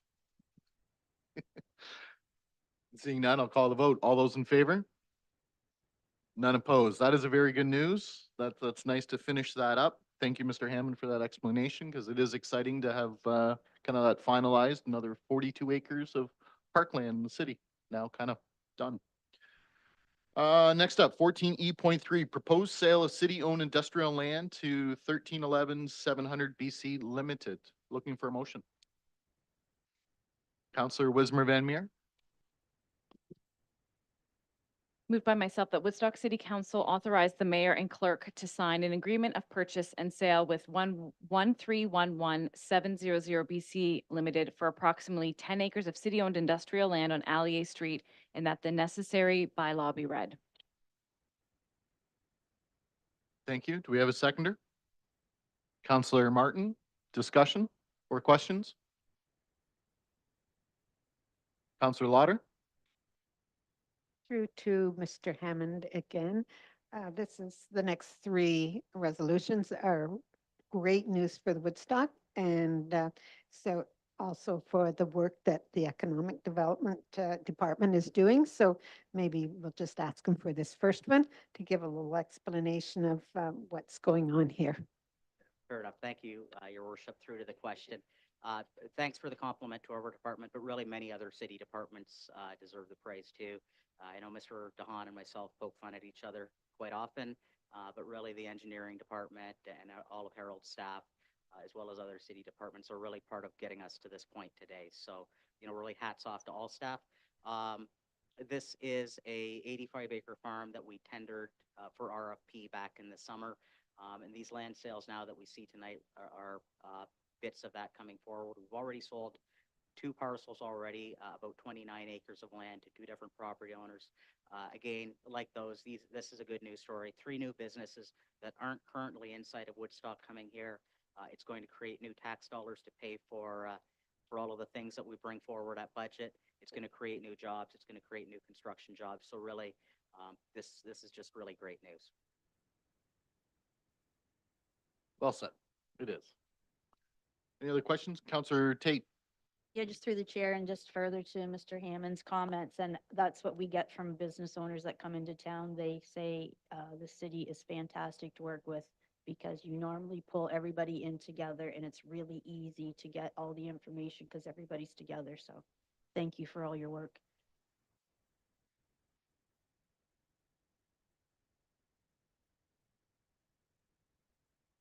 Any other questions or comments? Call the vote. All those in favor? None opposed. Carried. Welcome to the city. Next up, 14E.4, proposed sale of city-owned industrial land. Counselor Schattenberg. The Woodstock City Council authorized the mayor and clerk to sign an agreement of purchase and sale with 2211768 Ontario Inc. for the purchase of approximately 4.9 acres of city-owned industrial land on Alley Street, and that the necessary bylaw be read. Thank you. Seconded by Counselor Martin. I believe I saw your hand up. Is that correct? Thank you. Discussion or questions on this one? Safe to say ditto? Mr. Hammond? Yeah. All right, with that, I'll call the vote. All those in favor? None opposed. Carried. 14E5, another sale, city-owned land. Looking for a motion? Counselor Martin. Thank you. That Woodstock City Council authorized mayor and clerk to sign an agreement of purchase and sale with ACR Stichtersol, Canada for the purchase of approximately 8.8 acres of city-owned industrial land on LEA Street, and that the necessary bylaw be read. Thank you. Looking for a seconder? Counselor Wismer Van Meer. Discussion? Or questions? Seeing none? Call the vote. All those in favor? None opposed. So to all 3, I'm going to say welcome to the city of Woodstock. Thank you for your business. Okay, clerk's department. We have 14F.1, confirming bylaw. Looking for a motion? Counselor Tate? I'll move to refer to bylaws. Thank you. Oh, right, yes. Seconder on that, Counselor Wismer Van Meer. Discussion? It's been a long night. All those in favor? And none opposed. Thank you. Next up, we do have a CAO report, course 14G.1, housing pledge. Looking for a motion on the floor? Counselor Schattenberg? The Woodstock City Council approves the City of Woodstock Housing Pledge for submission to the Ministry of Municipal Affairs and Housing, and further that staff be directed to report back to council for consideration and direction on how the various strategies and actions outlined in the housing pledge could be implemented to achieve the city's targets. Thank you. Looking for a seconder? Counselor Tate. Discussion? Counselor Leatherborough? Through your worship, to the deputy CAO, I wanted to just touch on, I think it's great. I'm just going to read it. Doing a lot of reading tonight. Page 249, a communications and marketing plan outlining how an implement on additional residential units will be developed to increase owner interest and reduce the numbers of conversions that occur without required permits and inspections. And then it leads to, I'm still getting a lot of questions about ARUs, so it did pique my interest, the potential creation of the intensification facilitator. So just for the public's benefit, could you just give me like a high-level overview of what that would look like and if they would assist something like ARU applications? Thank you, Your Worship, through to Councillor Leatherbarrow. So reference to ARUs or additional residential units is sort of sprinkled throughout the document. So as you mentioned, there is talk about our communications group working on getting some information out to the public about ARUs, what the approval process looks like, what is permitted, what is not, and really focusing on units being created in accordance with the permitting requirements so that there aren't as many illegal units. So our communications group will work on that in 2024 and work closely with our planning department as well as our building department. The other piece for ARUs that is specific in the document is the potential creation of an intensification facilitator position. So as we mentioned in the report, nothing in this document is a final decision. It's just ideas and concepts, strategies, initiatives that council will come back with additional information on. So we would come back at budget time with the introduction of a potential intensification facilitator position within our own building department, again, working very closely with our colleagues at the planning department. But that person would be responsible for helping people navigate that process, also helping them understand what the rules are, what kind of permits are needed, what the planning process looks like, et cetera, and helping get that information out into the community. If that person also sees things that are coming forward that would require some recommended changes to council, then that person would again work with the planning department to bring that information forward to council to keep this piece moving down the road. It wouldn't specifically be just ARUs, it would be all intensification. But of course, with the recent approval of ARUs in the city, that would be a main focus of that particular position. Thank you for that. Any other questions or comments? Seeing none, then I'd just like to say thank you. I think we had a really productive session. We agreed on a lot of things. We did not agree on some things. That's always to be expected around this horseshoe. I think what's been put together and going to be submitted as per the province's request is very appropriate, looking at the gentle densities, because most of the density has been done. Our plans of subdivision and everything are pretty well done. At this point, it is that what's considered a gentle density. I think the ARUs, as Councillor Leatherbarrow mentioned, is probably the most common question I also get as mayor. But also looking at other places we can put duplexes or apartment buildings, of course, all the way up. So, and with that, I'll call the vote.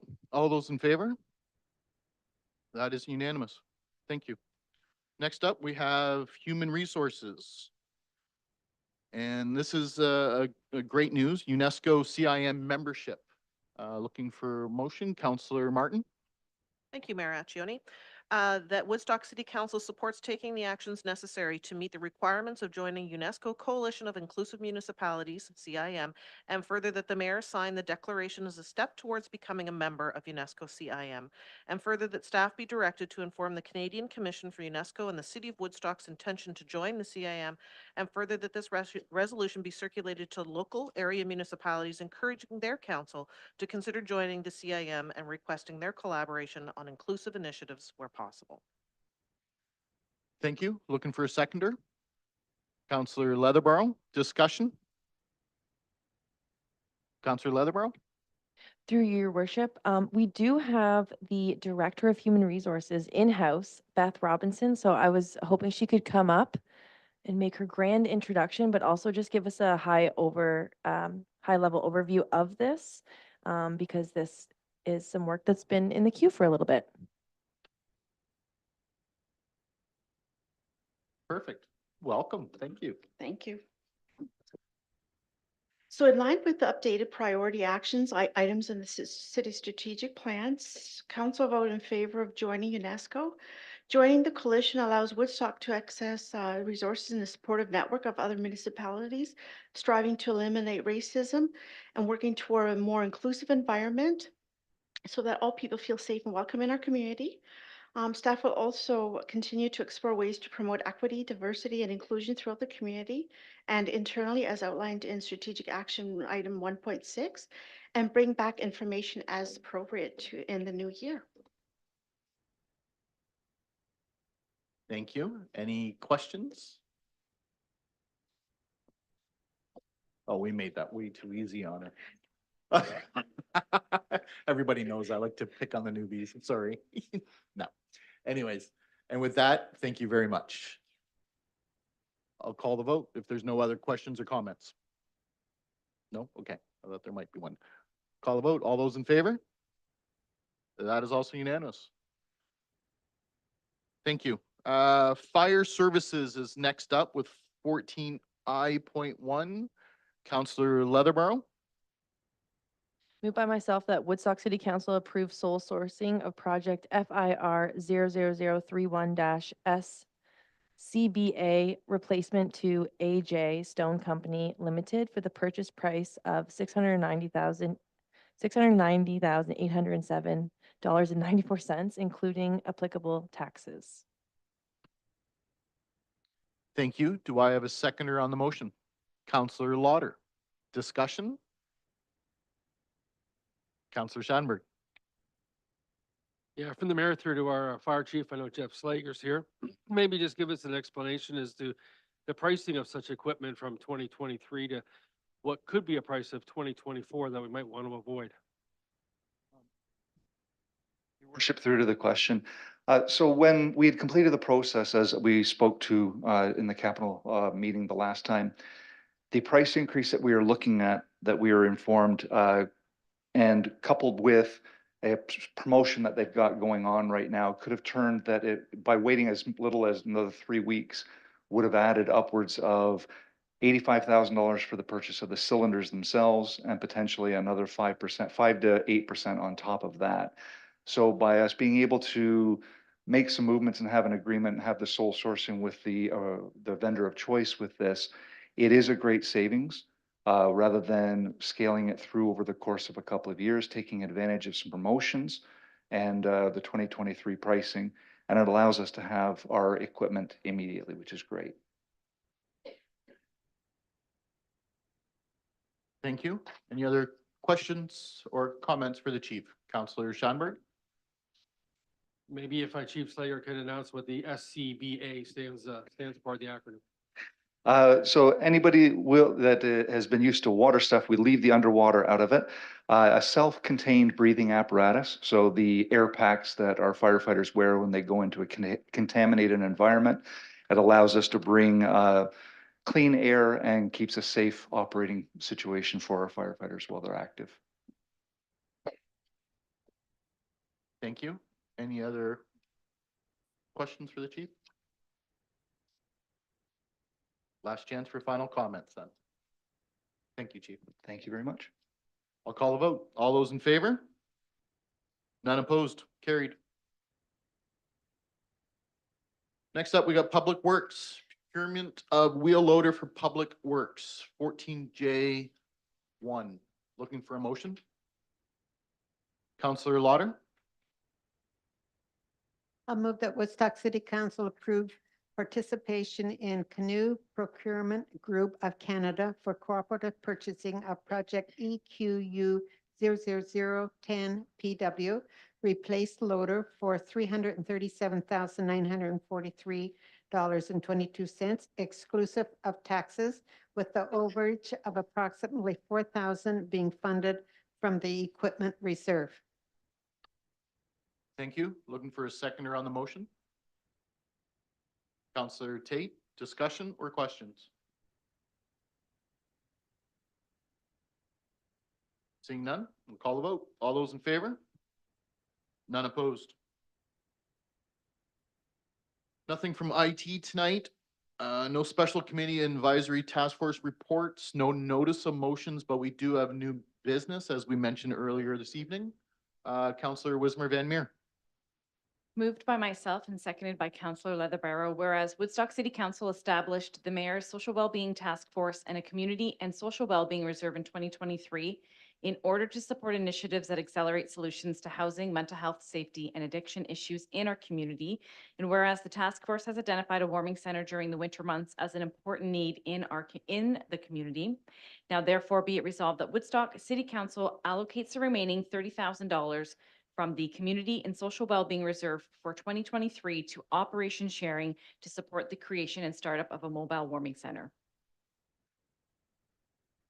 Thank you. Would you like to speak to this? If I motion? could, yes. Of course. Thank you. Go ahead. I have, I did ask Executive Director, Mr. Sean Shapton, if he could pass along a few points as well.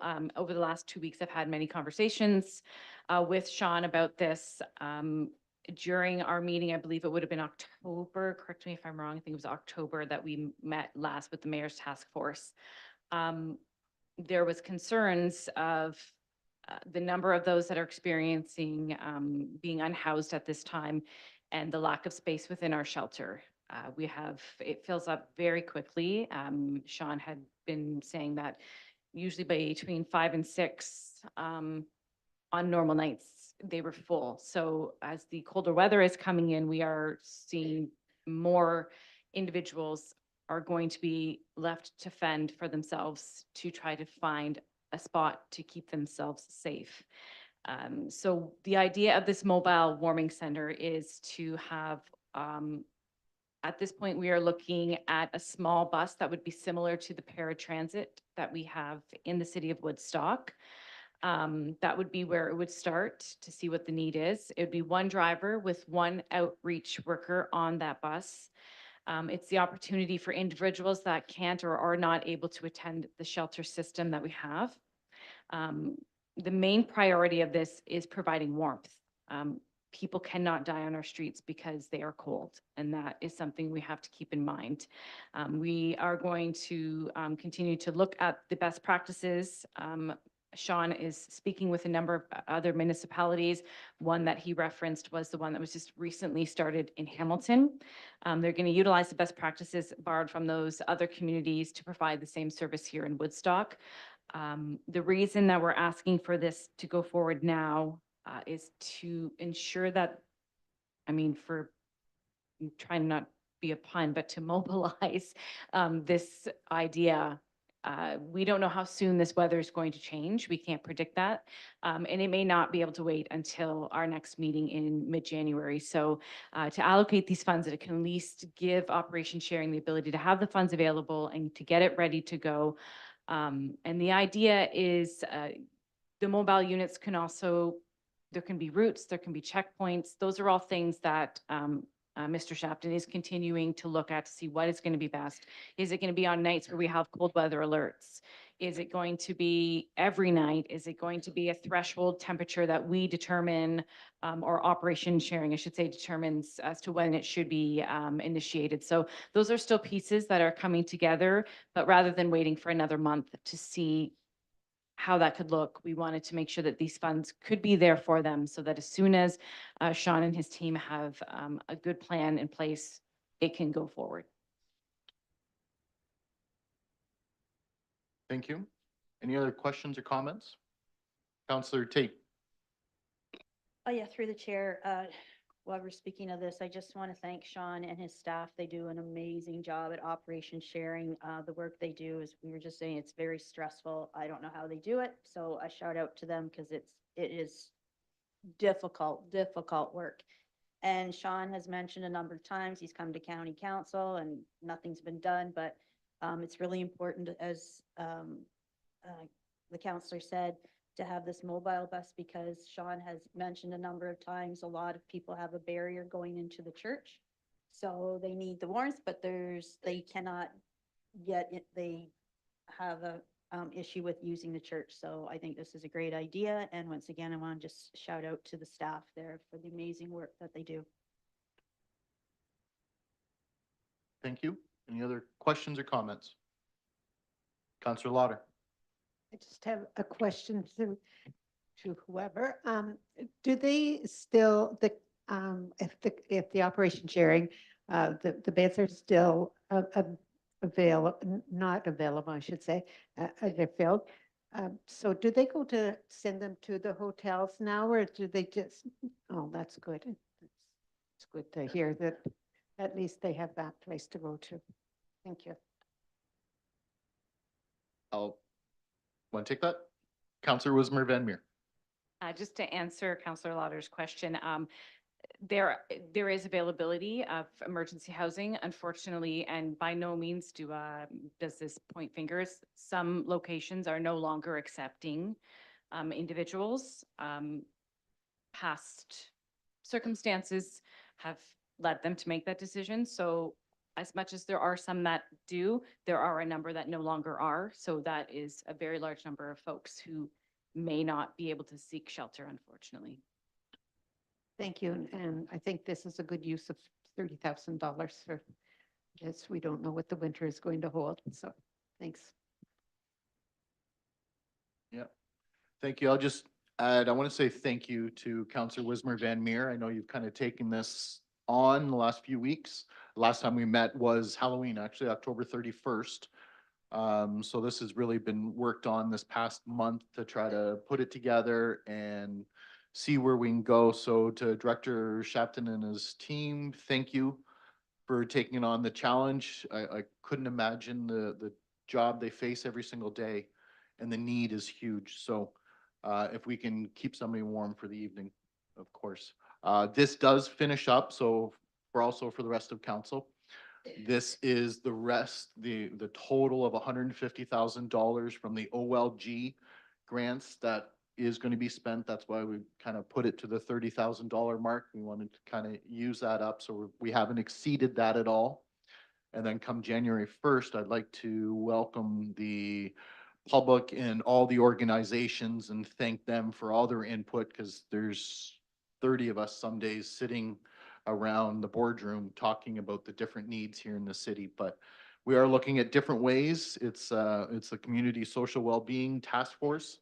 We want to help any way we can. So if there are needs being recognized, we would love to hear about it and welcome somebody to the task force to discuss it and see where we can go to help in any way forward. Because January 1st, of course, as per our budgets, we do have another $150,000 we're going to take from the OLG slots and look at ways that we can help the community. So if there's no further questions or comments, I'll call the vote. All those in favor?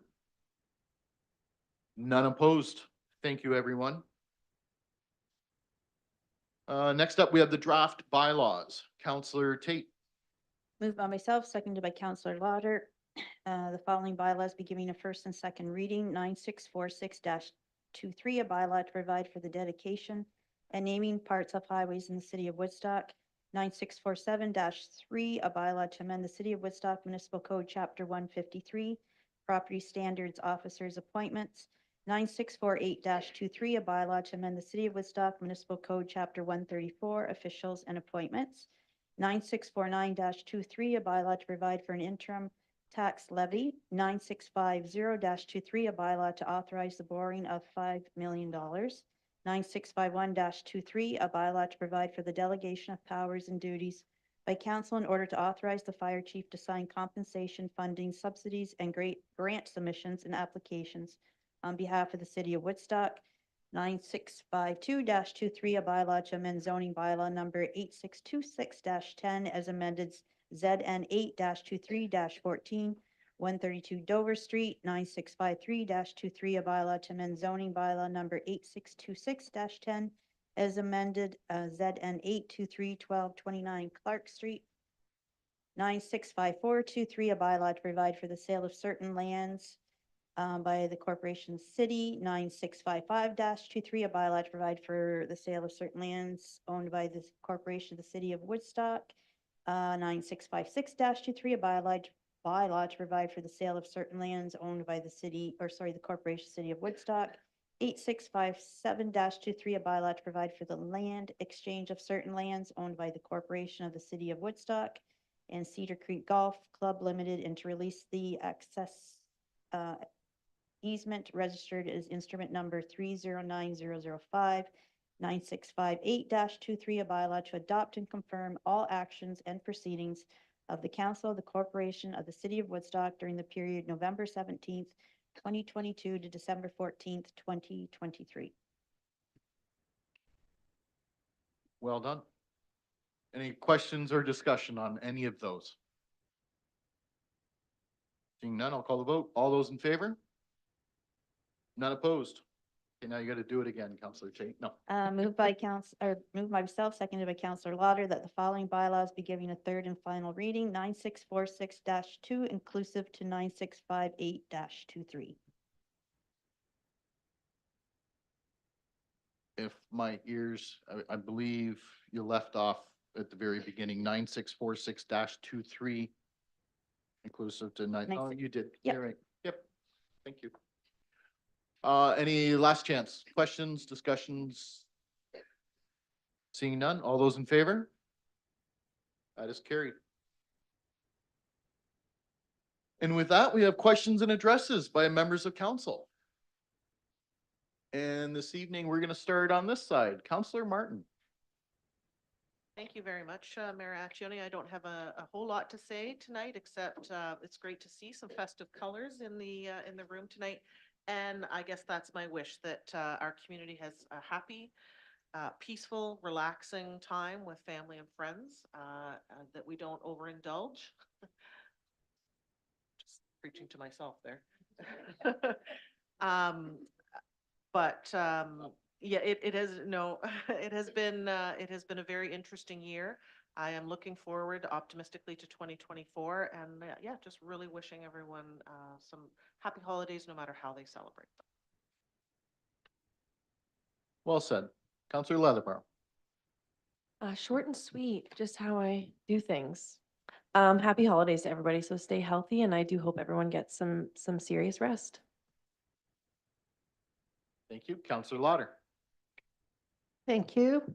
I couldn't end the year without saying something from the art gallery. So from the Woodstock Art Gallery, they will be launching several new emerging artist programs in 2024. The first after-school open studio program for students 13 plus focused on post-secondary prep. Finally, the gallery will launch Creative Pathways, a hands-on process-oriented mentorship program for emerging artists. In this collaborative environment, students work as artists to plan and organize ideas to ultimately create a body of work to exhibit at the Woodstock Gallery. Please visit the gallery website in the new year to learn more about these special offerings geared to our future leaders of tomorrow. And I got my tickets to go on the bus tour to see the city lights on Sunday night. And if anyone is interested to seeing a lot of Santa Clauses, go up Bower Hill, go drive up Bower Hill. I think there's 30 the last I heard. And it's quite a sight to see. And a big thanks to staff who have been bombarded with questions over the past few days. I'm sure you have been so helpful and patient with all of us. And to all council members, staff, and families, and the community, have a wonderful Christmas and stay safe and healthy. Thank you. Thank you. Counselor Tate.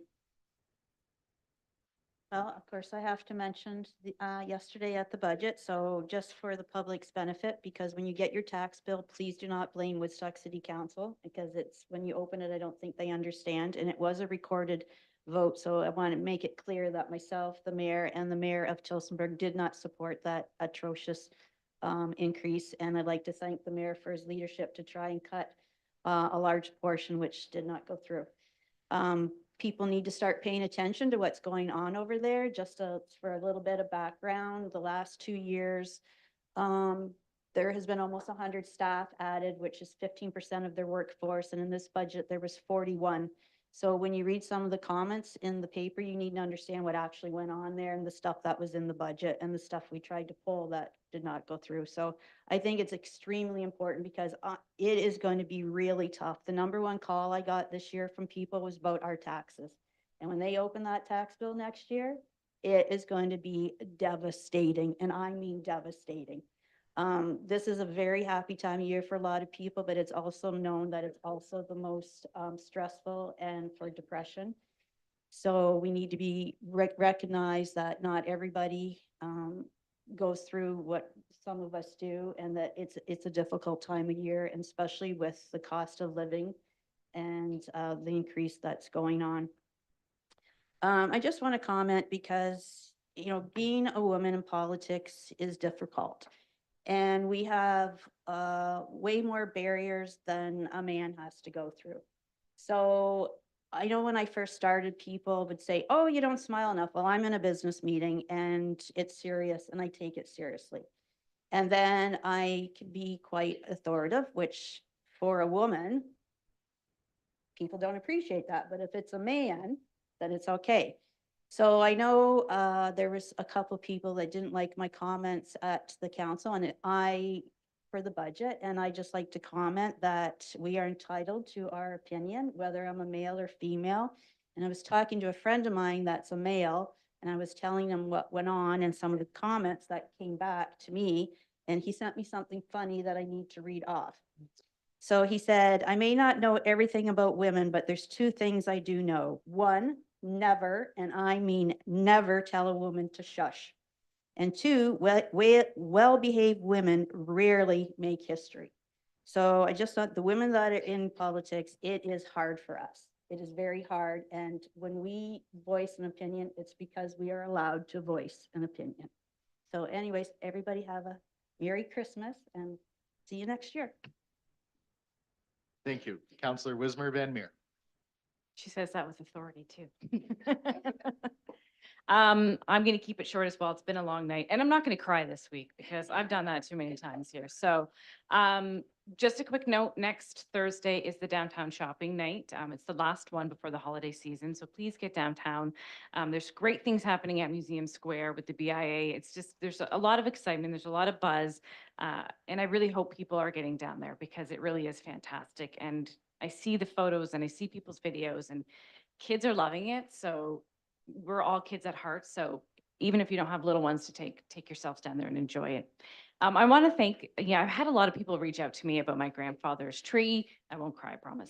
And it's very heartwarming for my entire family. So thank you very much. Yesterday he would have been 108.